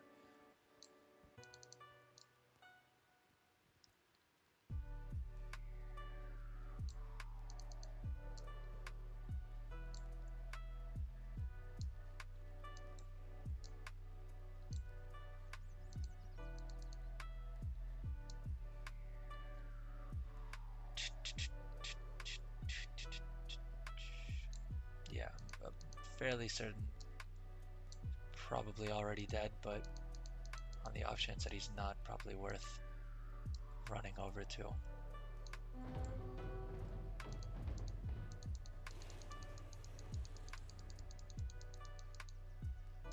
Okay. We see, this is what literally show up just in time for him to be down. And I guess Nalak is also down, which is kind of annoying.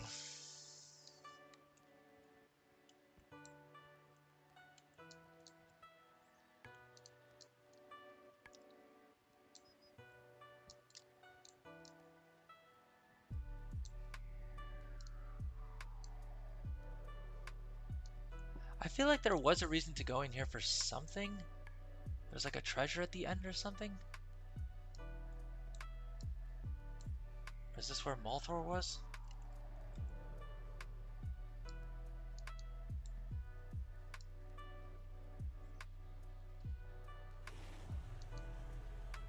Because I remember doing this a bunch of times in Mist.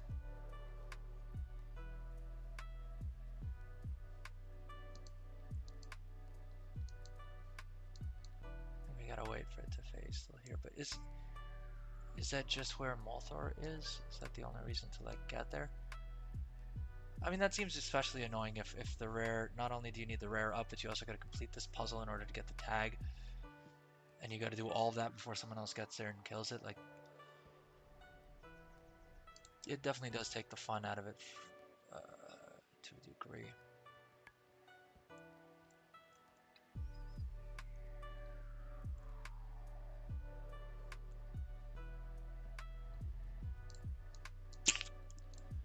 Let's see if we can find a group for Naluk.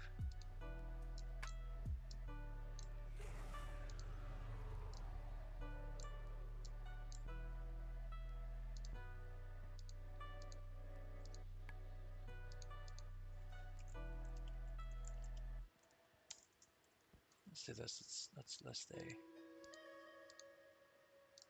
Naluk waiting room.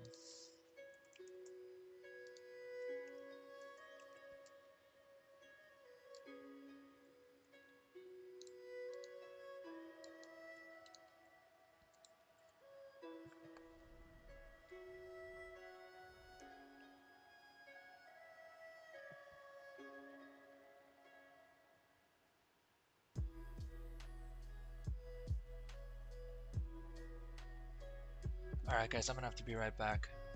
I'm gonna take a quick break. I'll see you guys back in a bit. Hopefully we get Naluk in the meantime.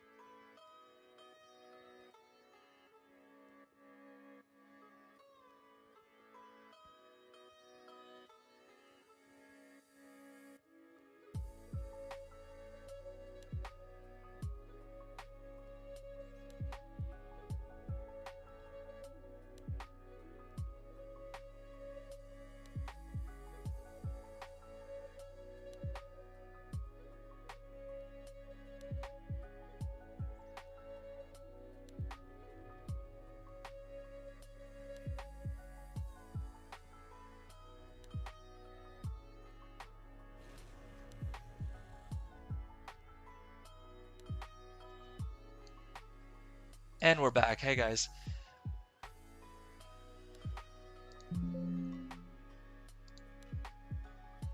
Hey Camilla, Leah, welcome to the stream.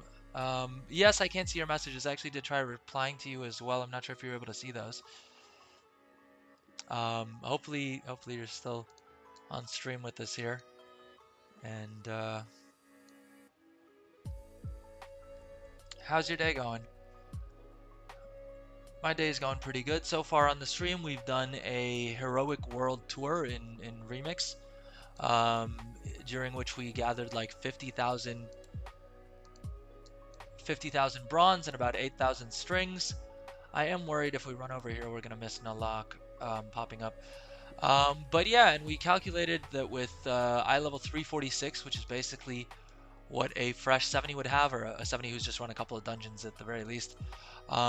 It takes around 3 hours to do a complete world tour, which means running every single heroic dungeon once for the bronze. And then also for some epic gear. And the difference between epic and what do you call it, blue gear, is that you have one additional stat. So for instance, this piece, if it was a blue, we would have just gotten the mastery and we wouldn't have gotten the crit. And if it was a green, we wouldn't have gotten the agility. We'd have just gotten the mastery. So that's the difference between the 3 tiers of gear in Remix. And what we're planning on doing with this character, as you can see, we farmed up 320,000 bronze, is we're planning on maxing out this character's gear, taking them to 556 gear, which is full upgraded and should allow us to like solo normal mode dungeons, and also carry a lot in heroic dungeons, and probably also allow us to run mythic Siege of Orgrimmar, which we also want to do on this character, mainly for the achievement and also just to see how much fun we have in doing that. It looks like I have actually maxed out all of the raid achievements here. Is there a separate achievement that's here for Mythic Siege of Orgrimmar? Why isn't that achievement showing? We completed the heroic Pandaria raid achievement today.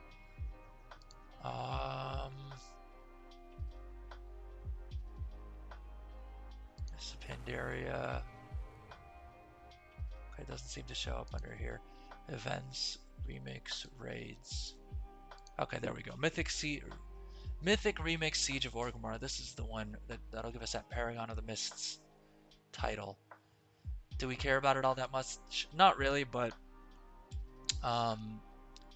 since we have the bronze, we might as well do it. And the reason that I'm not too concerned about spending all my bronze on this character is because we plan on leveling a bunch more alts in any case. So we're going to have more than enough bronze. We've already gotten most of the bronze mounts. And I think the only other thing we're going to want to do is pick up some transmog sets for some of the classes that we like the look of them on. But there as well, it doesn't really matter which character we have the bronze on, because we can spend it on after the most recent hotfix. You can buy sets for any class from any class.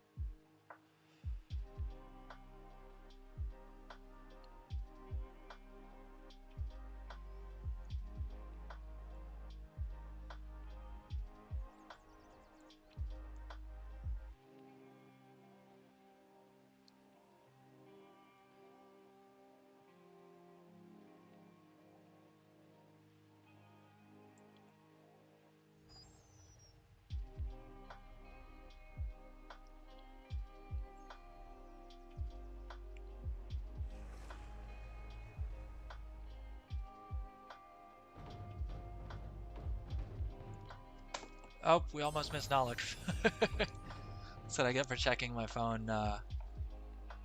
Camping a boss, I guess. All right. You know what? We may actually hop over to the Timeless Isle and try and get Ordos and Um, and the Celestial's done as well, why not?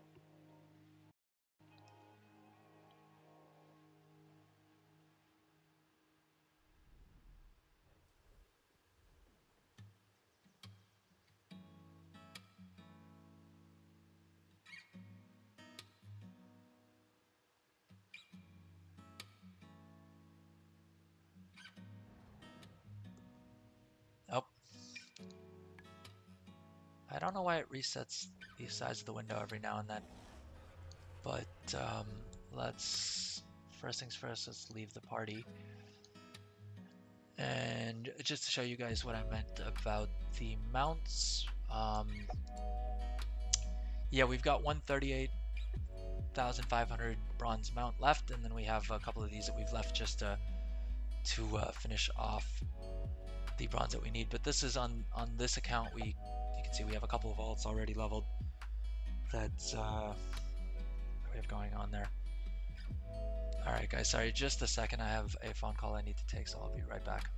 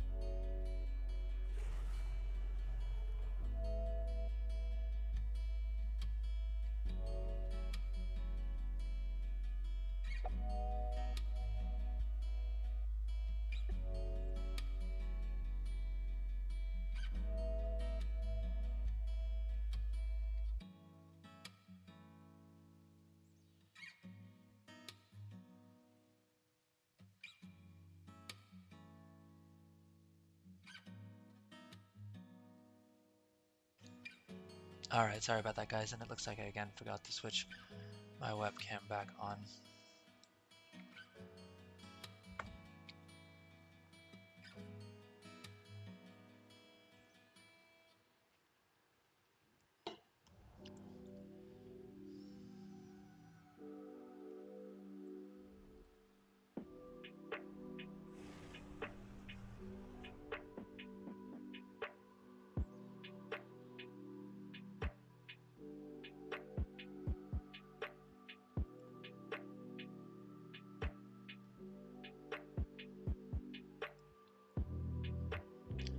All right, so we said we were going to, well, first things first, let's use up our threads. See if we have any gems that we need to combine.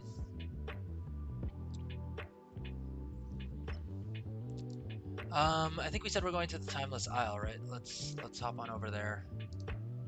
And I think we might actually use the flight path, as fun as it is just dragon riding everywhere. For Timeless Isle, I think it probably is best to use the flight path. Although I believe there is a toy that ports you to the Timeless Isle. I don't know if we can buy it off of this person or if we have it already.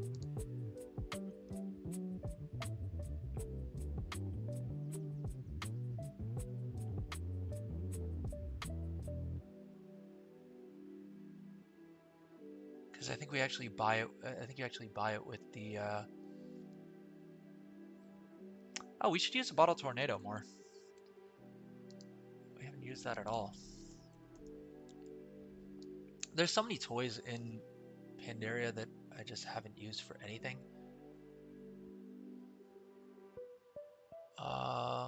The battle horn is super useful for a tank. The essence of the breeze is probably also useful for something. Okay, I don't think we can buy the toy off of this. Let's see if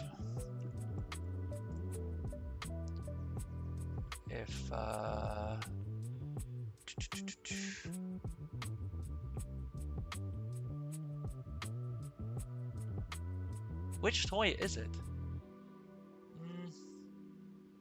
Or is it just an item?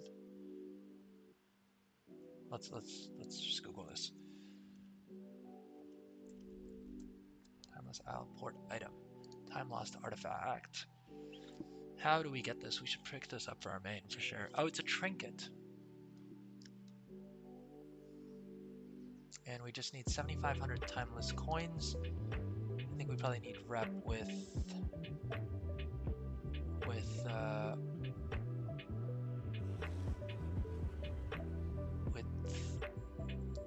do we have any timeless coins on this character?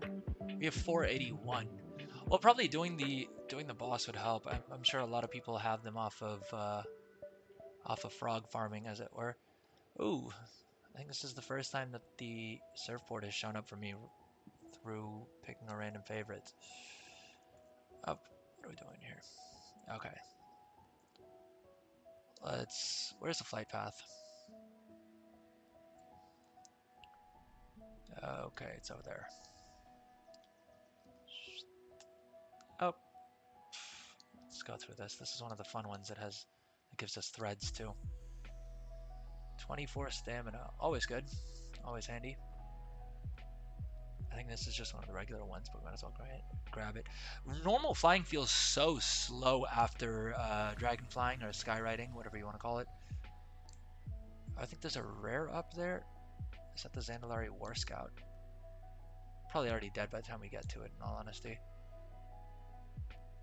But hey, we can always use more rep.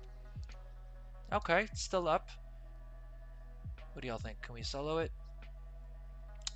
We're certainly going to try to.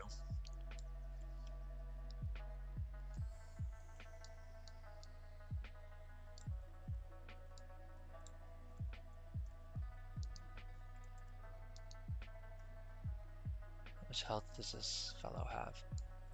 Because ideally we want to touch of death him as soon as we can. The monk delete key is always fun to me. Boom, what do we get? I thought these guys usually drop, or is it just the Warbringers that drop those tokens? I swear on retail the War Scouts as well drop rep tokens, but I guess maybe either I just got unlucky with RNG, or my memory is mistaken, or they've just changed it for remix so that they don't drop rep tokens, which seems kind of strange, but it is what it is. All right, let's hop on this. It seems annoying that that item is a trinket and not a toy.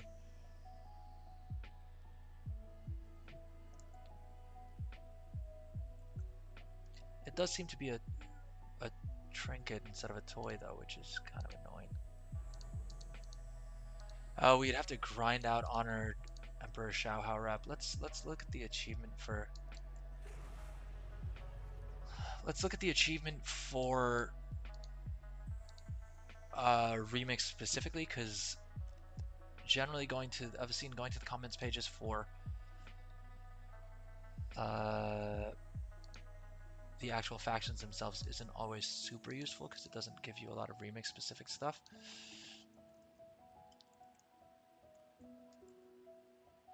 What's the achievement called? Let's look that up.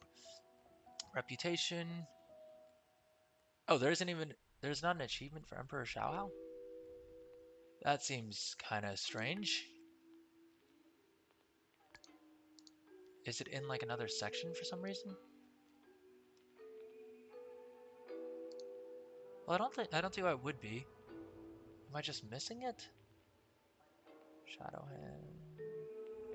Shadowpan, Glaxy, Order of the Cloud Serpent. We haven't gotten it on this character, I know that. Maybe there isn't a dedicated achievement. I think maybe there's just not an achievement for it.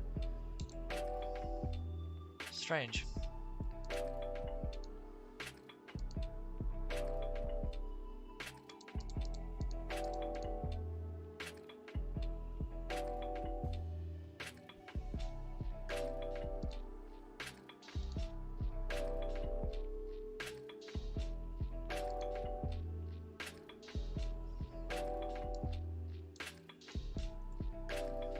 Let's do this.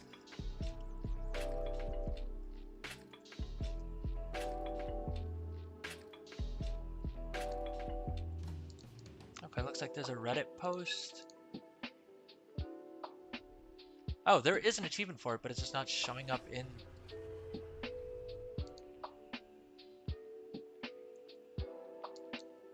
this for some reason. Remix Pandaria, Timeless Isle. That's the looking for a group achievement. You've got to complete one of these.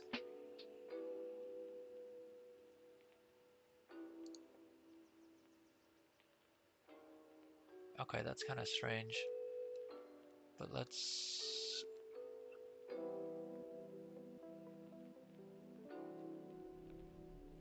Where is the Timeless Isles achievement? Timeless Isle, Emperor Xiaohao. Okay, so there is an achievement for it, but it doesn't show up in the main thing for some... Is there like a filter on or something?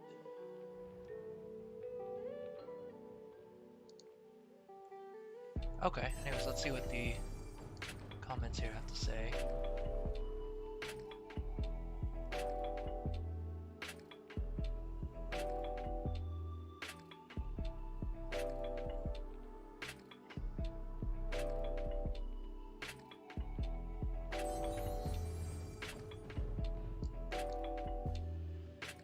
Oof, okay, that's not great. That looks like Emperor Xiaohao is one of the harder ones to grind. Oh dang it, we missed an Ordo spawn. And I don't think Ordos has the special, like, Buffy thing. Do I have any of those shards that, like, allow me to fly super fast? I know I had a couple, but I don't know what happened to it. Or am I just missing it in my bags?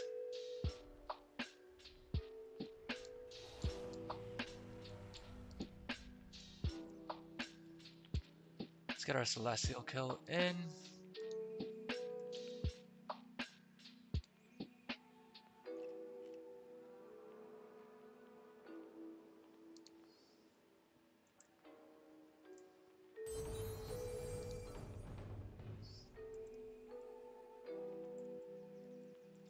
Let's try and start a group for it real quick and let's see if we get enough people to join that we can actually get this done. Because I did try to solo it the other day and I just got smacked in the face.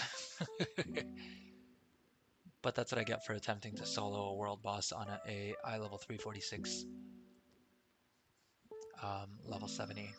Ironically enough, my level 20 twink could probably solo it no problem. But that's just scaling for us.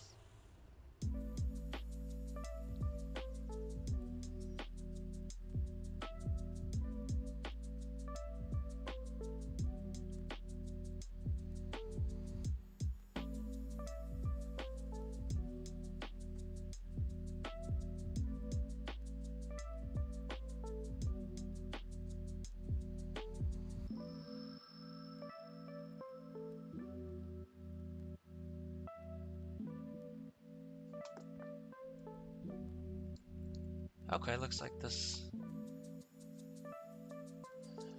person's more or less able to solo it. I'll throw some damage in, get my loot. Why is my weak aura looking all strange? There we go. Alright, we did Ordos. Oh, we need to go back to the... We do need to go back to the Isle of Thunder before reset just to get that dang thing done.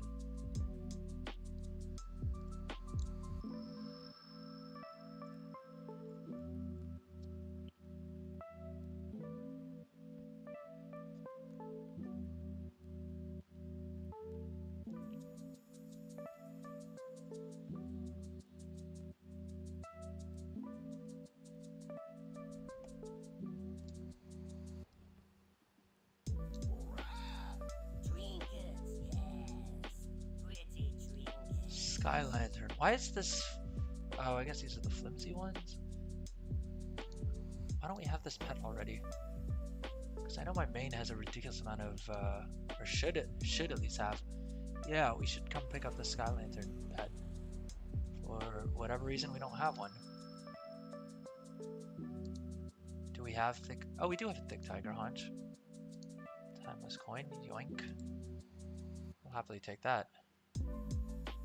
Oh, that just gave us, okay. I guess that just gave us 100 timeless coins for all the good that'll do us. Where do I get the trinket? I think it's this vendor that should have it. Time Worn Journal. But we don't need those. Is it this one? Lost Treasures of the Timeless Isle. Yeah, that's the item we need, but we need to grind out Honored, which is kind of annoying. Do we not have the Heavenly Golden Cloud Serpent already? Probably not. I probably gave up on this grind. Oh.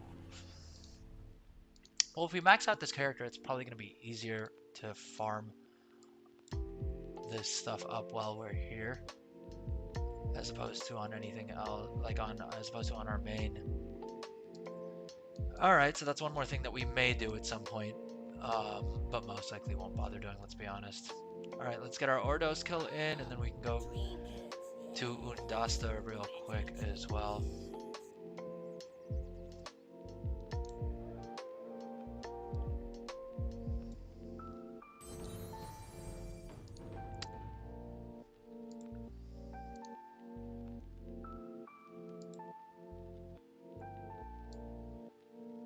Timeless coins, why not?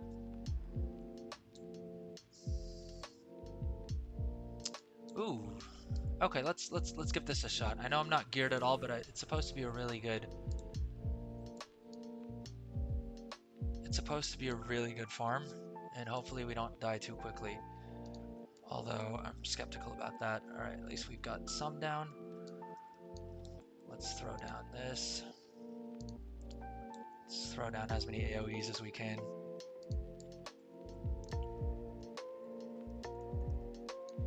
This is supposed to be a really good thread. Ooh, okay. Okay. Not too bad. I probably should have reset these sessions just so we could have seen exactly how much we got from this. But this is pretty good. I'm liking this. We've got another 21 seconds.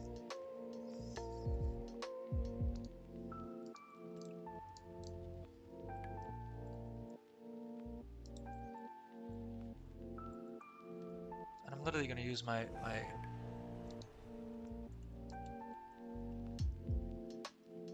going to try using my totem to pull. Okay, well we got quite a few. I think we're probably going to have to loot a couple of times for the loot lag to go away. But that was fun.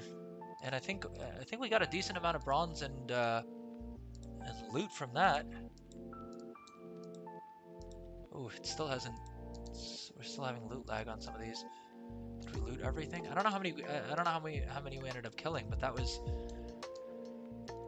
seemed like a healthy amount of bronze. Definitely less than like 1,000 bronze, because the ticker here didn't go up much. But it was probably about 800 bronze, maybe, and a couple hundred threads for a couple minutes. I'm surprised I didn't die, because I remember the first time I tried that on retail, I definitely died.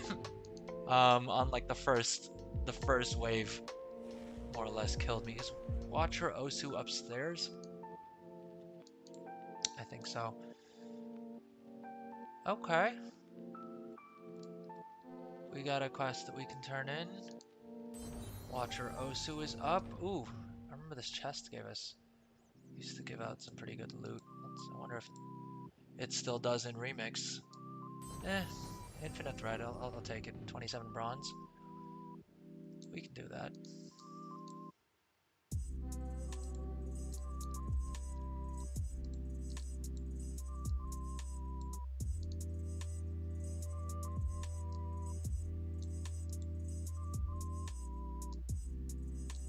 How do we enable Watcher Osu again? I remember you had to do something. I don't remember what though. Oh, there we go. Oh, it was just waiting for the 1 minute timer that I was literally talking about earlier on the stream.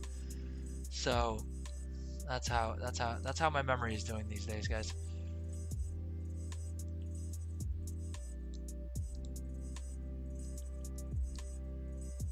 So actually messing around on the Timeless Isle does give you a decent amount of lesser charms, because I think we came here with 15 and we already have looted like 14 of them, which we can probably turn in, well, not probably, I know we can turn in for a rep, so we can probably max a couple of the reps that way and complete some more of those achievements.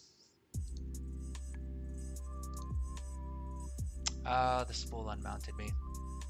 That is annoying. Oh, I thought you could do gems while mounted, but I guess not. Where is Bufo? Do we go downstairs and then run back up? Probably worth it. Oop. Oh, we have the lack of fall damage. Oh, no, no, no, no, no, no, no, no! Oh, jeez, oh, jeez, oh, jeez, oh, jeez, oh, jeez. Oh, brilliant.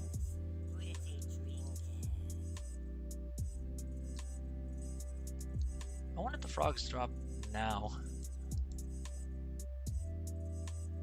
Oh, they're dropping 22 bronze, so it's a nerf, but not that much.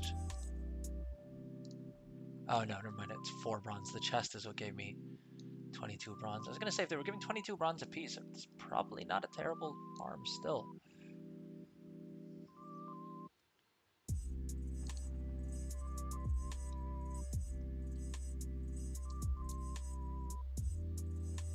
So we got credit, we got achievement credit for that, for looting that item, even though there... Oh, okay, it's a buff that it gives you, the shawl. I thought it was literally an item, and it just didn't give me the item.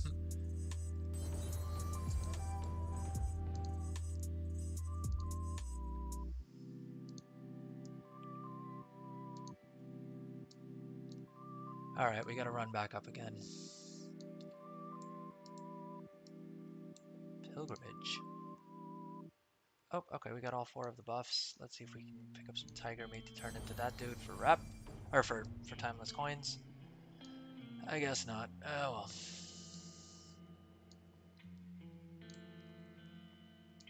I'll be honest, I've barely done anything on the Timeless Isle with this character, and probably should spend more time here, because the rewards are pretty decent.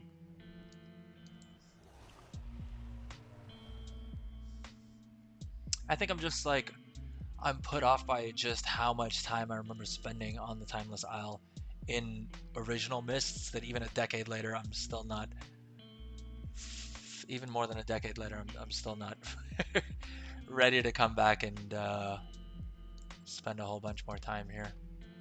Though if we do decide to grind out the Emperor Xiaohao rep, then we're probably going to be spending a lot more time here. But if we're doing that, I'm definitely going to do it once we're fully geared up and mobs just fall over.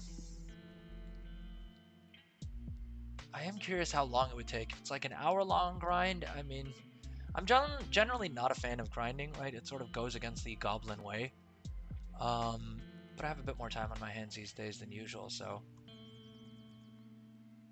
I'm a little bit more open to it. And also the rewards feel a lot quicker in Mists of Pandaria. Like, I think they've really gotten that whole loop down really well of, you know, constantly feeling like you're getting more and more player power.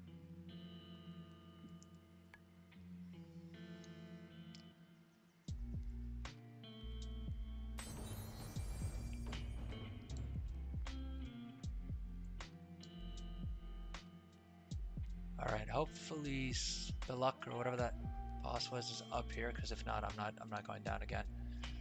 I've done this run way too many times in my life to ever want to have to do it again.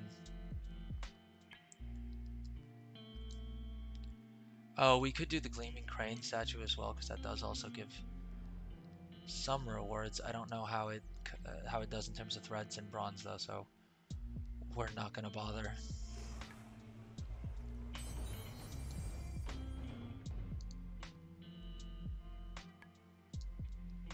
Okay, I think Rock Moss should be up here. And in case you guys weren't aware, it seems like, and I'm not certain if this is because I already have the legendary cloak on this account that it ports me over, but apparently it's if you've unlocked the epic, like if you've unlocked the final achievement for your cloak, which is called Infinite Power XII. I think the August Celestial Wings toy is what actually gives you access to the jump over the bridge.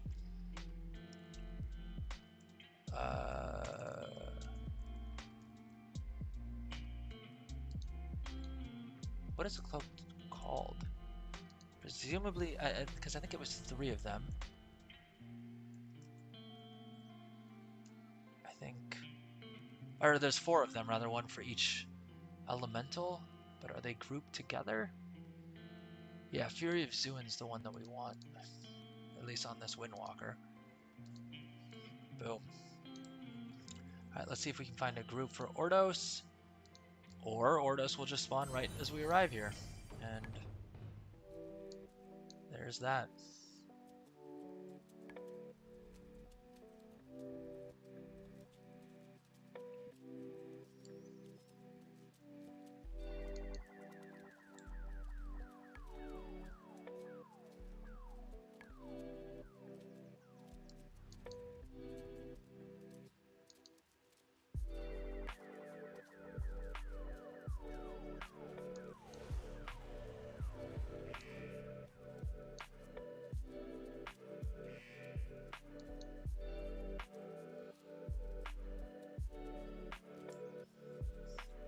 Alright, let's get Ordos down, and then we have to do Undasta, and we need to go turn in our Sunreaver Rep Daily quest for the key. And then we have literally done all of our daily chores for the first time, actually, on this character. I'm worried if I release, I won't get loot. I think I should have the tag in any case, but at this point I might as well just wait for other people to finish off the boss. Wow, a full 50 rep with Emperor Xiaohao. That's great. You'd love to see that, don't you? Oh, someone did res me. Well, that's awfully sweet of him. Alright, I think what we're going to do is we're going to use our Monk port to go up to the north there and hit up Undasta. And that should give me a good, that should give us a good estimate of, realistically, on a high effort day, how much bronze can you farm on a single character. Admittedly, you could probably do a bit more by doing all the normal dungeons and also by completing all of the... We haven't done a heroic time running dungeon on this character. Oh, geez. Okay, never mind. We left the lowest hanging of fruits. All right, let me... That's a bit concerning. Wondering what else I'm missing. I could have sworn I'd done that already, but okay. Okay. So we still have the Dungeon Fighter. So presumably you could do the LFR wings as well, but honestly they're really, really not worth it. Even the experience threads, you're better off just saving your time and running heroic instead, or running at the very least regular. If you're under level 70, run regular. If you're above level 70, I would say run heroic. Okay. I need to log another character on here. So turns out we will be looking at we will be hopping on the level 20 boost character today. I thought this stream we may not get to dink around with them, but I was mistaken.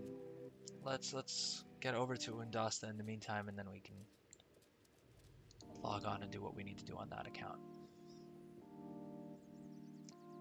We're just trying to find the flight path.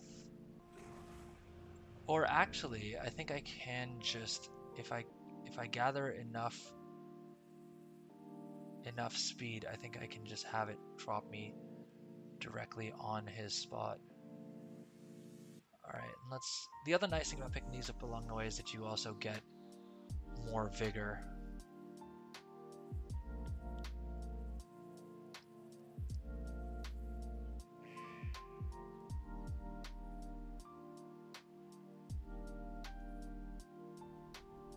It should just, I didn't go high enough is what went wrong there.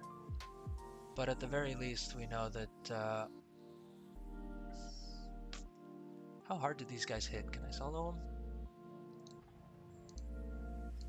Ideally, we would kill the rare as well, because it's still threads and bronze. All the same. Is he on the boat? Is that the thing? Ooh, okay. Looks like these guys can, at least if you gather up a bunch of them, they can hit for a decent bit.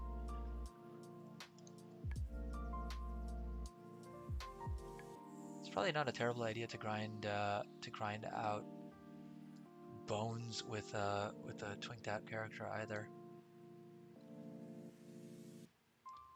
And presumably you can just then buy them out or sell all of the bones once Remix is over and we can take our characters into regular retail. So I think actually from the monk place, I should be doing Undasa every day. It is pretty easy to get to because from the monk place I can basically, as long as I just dragon ride super high and super far, I can probably have it land me right there.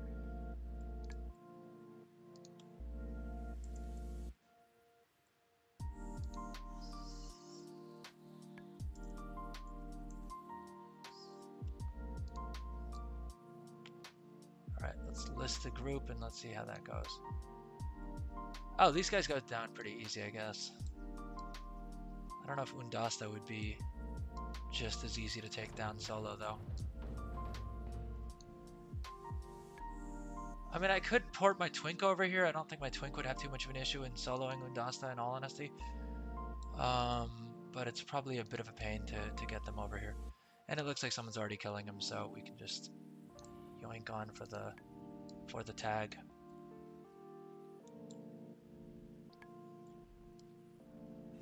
And while we're doing that, I'm just gonna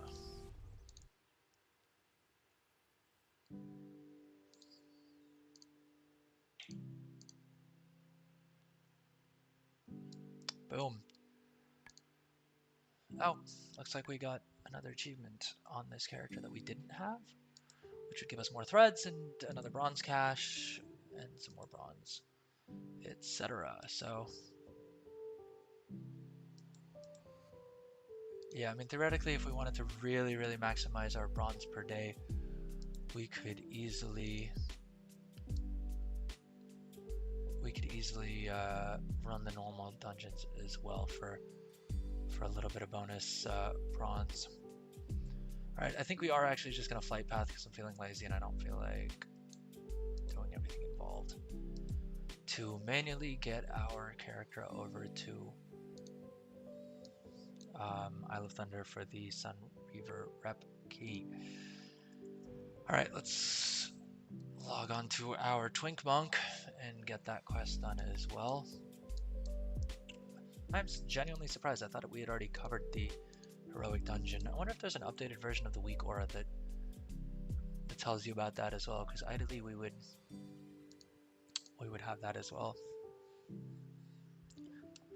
I would love an add-on, or if they build it into saved instances. I don't think saved instances is updated for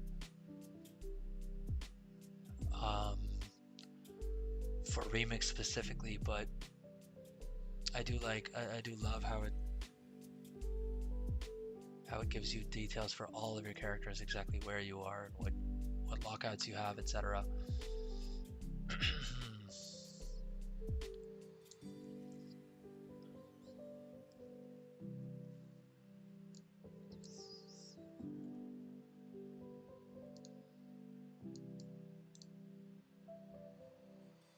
And I think we're going to log this character out there, as in at the turn in place, so that we can just quickly pick up our key once we log in after reset. Ooh. And thank you again to everyone who's watching on Twitch and YouTube. If you guys are enjoying the stream, please drop a like, drop a subscribe. Let me know in chat if you're enjoying the stream, if it's boring, if there's something you want to watch me do in specific. Um, yeah, all of that good stuff.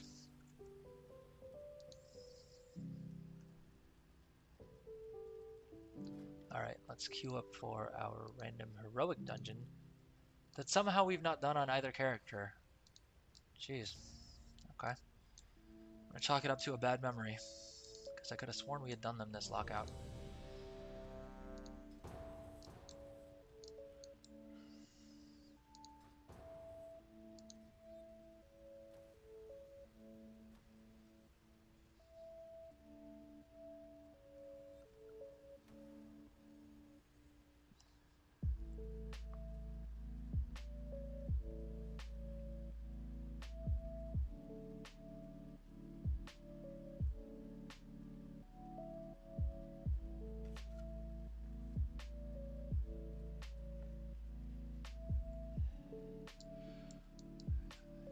Dang DPS. Dang DPS taking up my queue time. I want instant queues. I've got a healer and a tank. Let's go. What more do we need?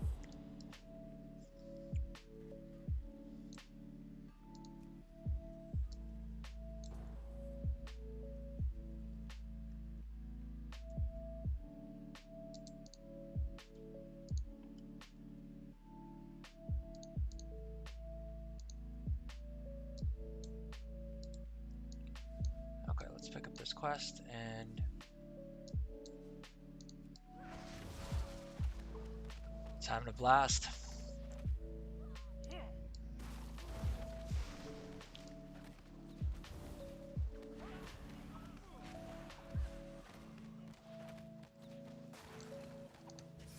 Sure, we can switch on instance achievement tracking. Why not? I think I am actually going to take my time a bit with this run because I do have the quest that I need to complete on my main, and every little bit helps. I think auto attack should be enough to kill him. To be fair, so we can probably just alt tab over and loot a bit.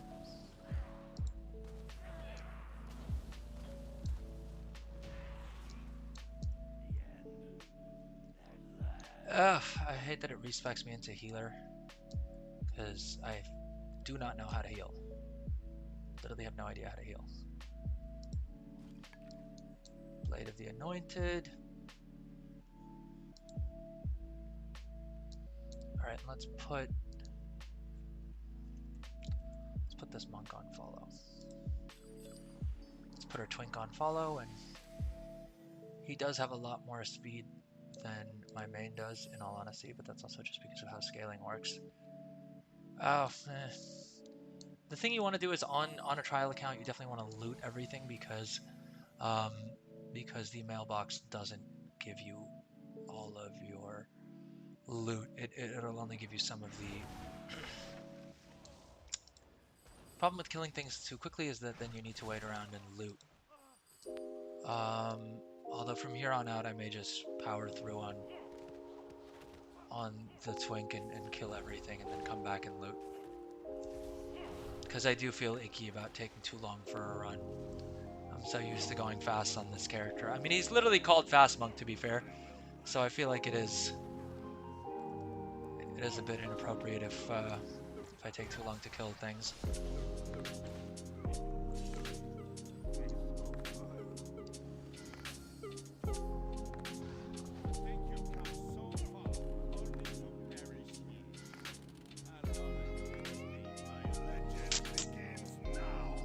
Oh geez, did our main already die?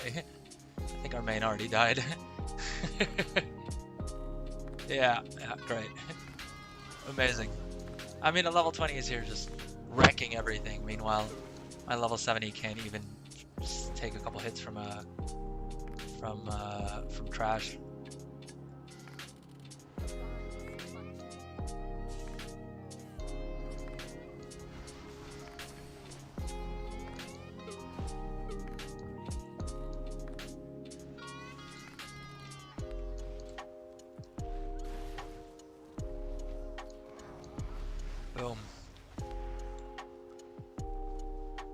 3 minutes 27 seconds. That was a slower run than usual because I stopped the loot. I can usually do it even quicker than that. Alright, let's run around and grab loot, and res our main, and all the other stuff we need to do in here. That usually we wouldn't bother doing, but... Ooh! Got a lot of bronze little token thingies.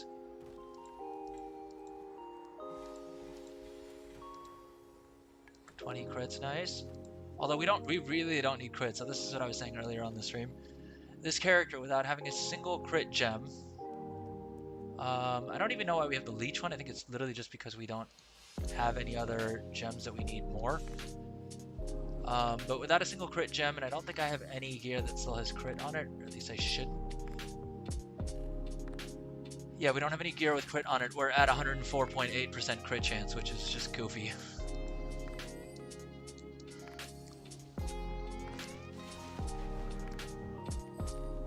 Alright, where is our monk?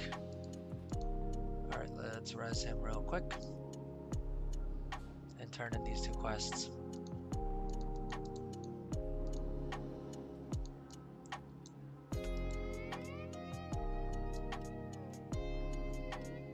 We gotta turn in these 2 quests. Oh, and we gotta stab it into white main, I guess.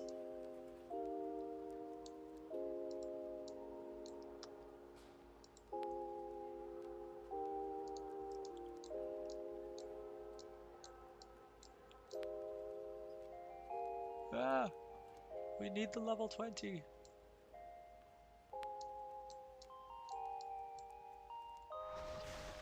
Because dungeon trash can wreck this character, wreck my 70 apparently.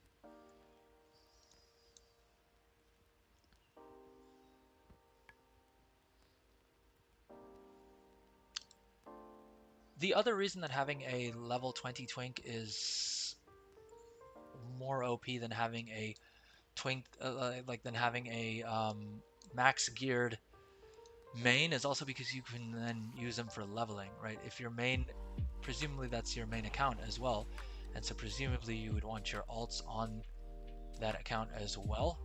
So you can't really boost your own characters because, well, you would be playing on that account.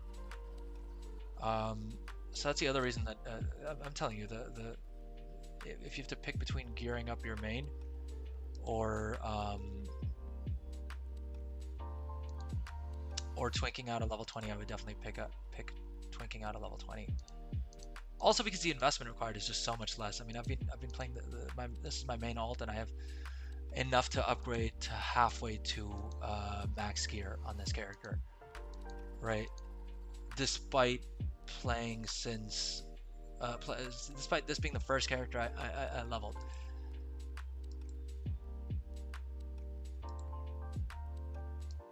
Oh geez, oh brilliant. Okay, so Inquisitor Whitemane's corpse despawned before I could turn in that quest,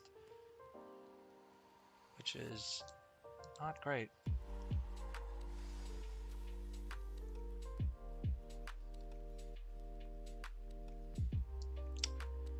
Alright, well, so at least we completed the daily dungeons on both the characters, I guess, even if we didn't finish off the quest. Why do I have 2 of these, though? That seems kind of odd. I have 2 Blades of the Anointed.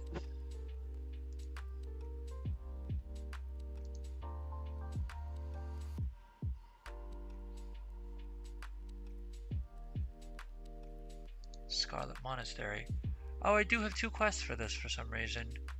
I have a dungeon quest and like a boss quest. Okay, maybe this evening if we get Scarlet Monastery again this evening, we'll just move a little bit quicker and get it all done in time.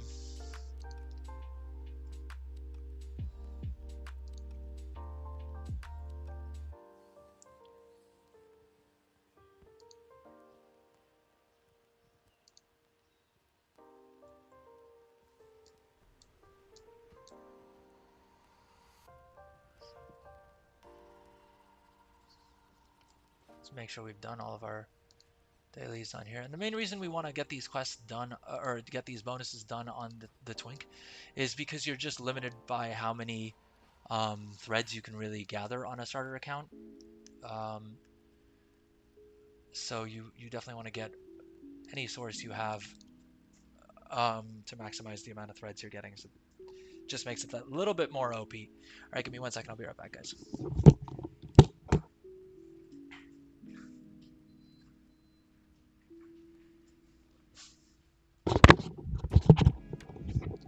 All right, while we're flight pathing, I'm just gonna take a quick break, and I'll be back in a few.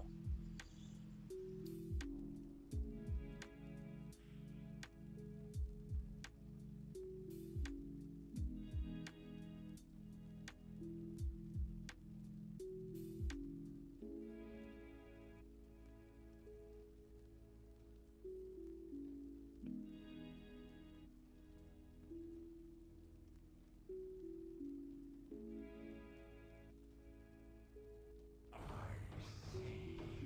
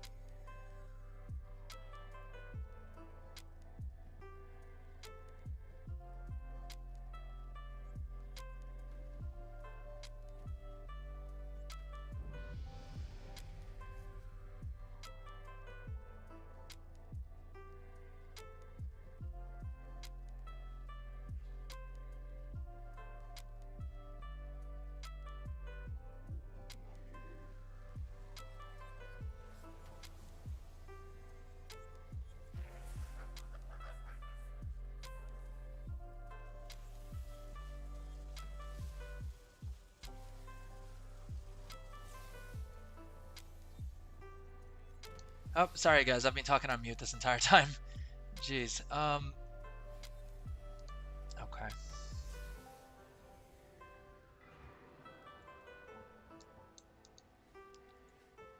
What I was saying was that it seems like the Alliance are really having fun griefing on by killing the quest giver for this. So maybe we'll try again in a little bit, and we'll log this character out here in any case. But so totally, to answer the question, how much bronze can you get in a day? Realistically, 55,260 we were able to get done in around 4 hours of playtime, I think. I think the session's been about 4 hours. I don't know if I can... wondering if I have any add-on that's going to tell me how long this session was. Doesn't look like it. But yeah, in around 4 hours, we were able to get around 55,000 bronze. That's doing all of the heroic dungeons once. Those took a total of 3 hours, and then we spent another hour or so, I would say, getting all of the world bosses, as well as doing like the scenario, the dungeons, the dungeons, and what else did we do? I think that's more or less it. So, all right, let's camp, and let's move over to our main to do to unlock the remaining allied race, which is the Zandalari troll. Yeah, I think we opened all the items that we had as well. I don't think we combined all of our gems, but we can do that later on. Nothing super urgent there.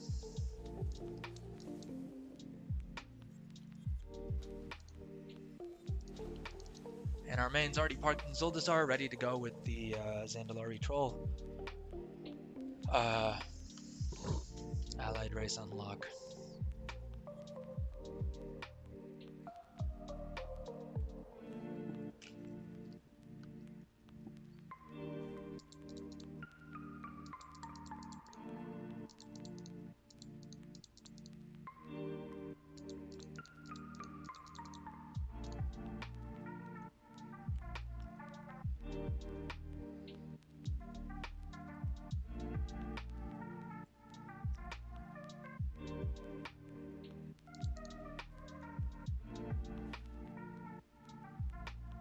And I'm probably gonna grab a bite pretty quick here, so I'm not gonna end the stream because I am gonna keep doing like working through the quest line here, but I am probably gonna switch off my camera and mic just so you guys don't have to see me eating or hear me eating. But that said, thank you everyone who's tuned into the stream. Thank you everyone who's watching this as a video on demand later on, either on YouTube or on Twitch.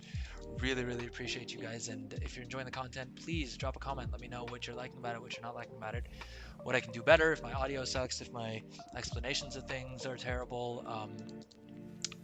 But yeah, whatever you can think of, drop it in the comments. And if you like the content, let me know about that as well. And feel free to drop a like and or a subscribe if you feel I've earned it. But thank you guys. With that, I'm going to probably hit my camera and mic, and it's just going to be gameplay after this for a bit. And I'll leave the music on as well, why not? Thanks again.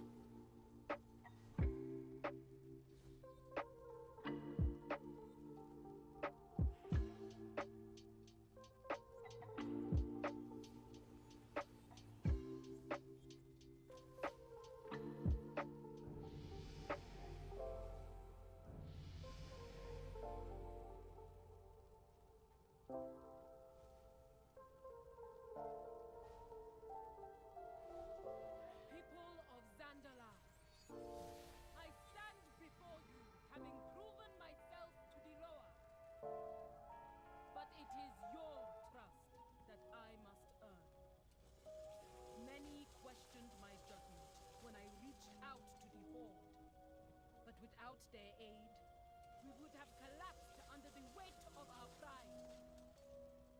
These mighty allies have given Zandalari new strength. A glorious future awaits our empire, and we must embrace it together. Will you stand with me?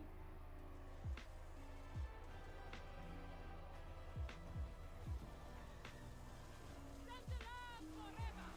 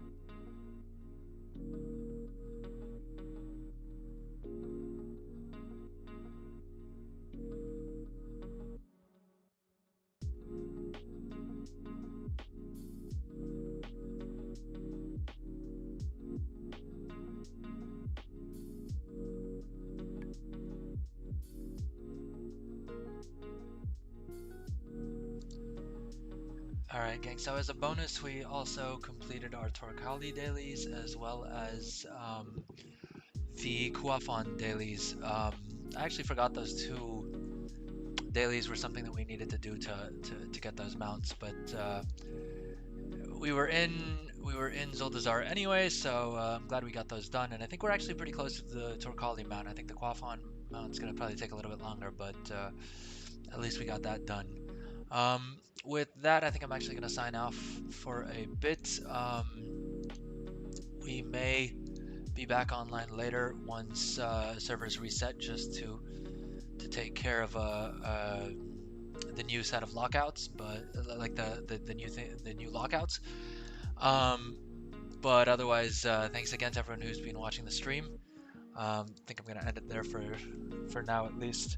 And again, if you guys are watching this later, or if you're watching right now, let me know how like how you guys liked it or didn't like it, or if there was anything you liked or didn't like. Feel free to drop a comment, a like, subscribe if if you can, and have a good one. Take care, everyone. Bye bye.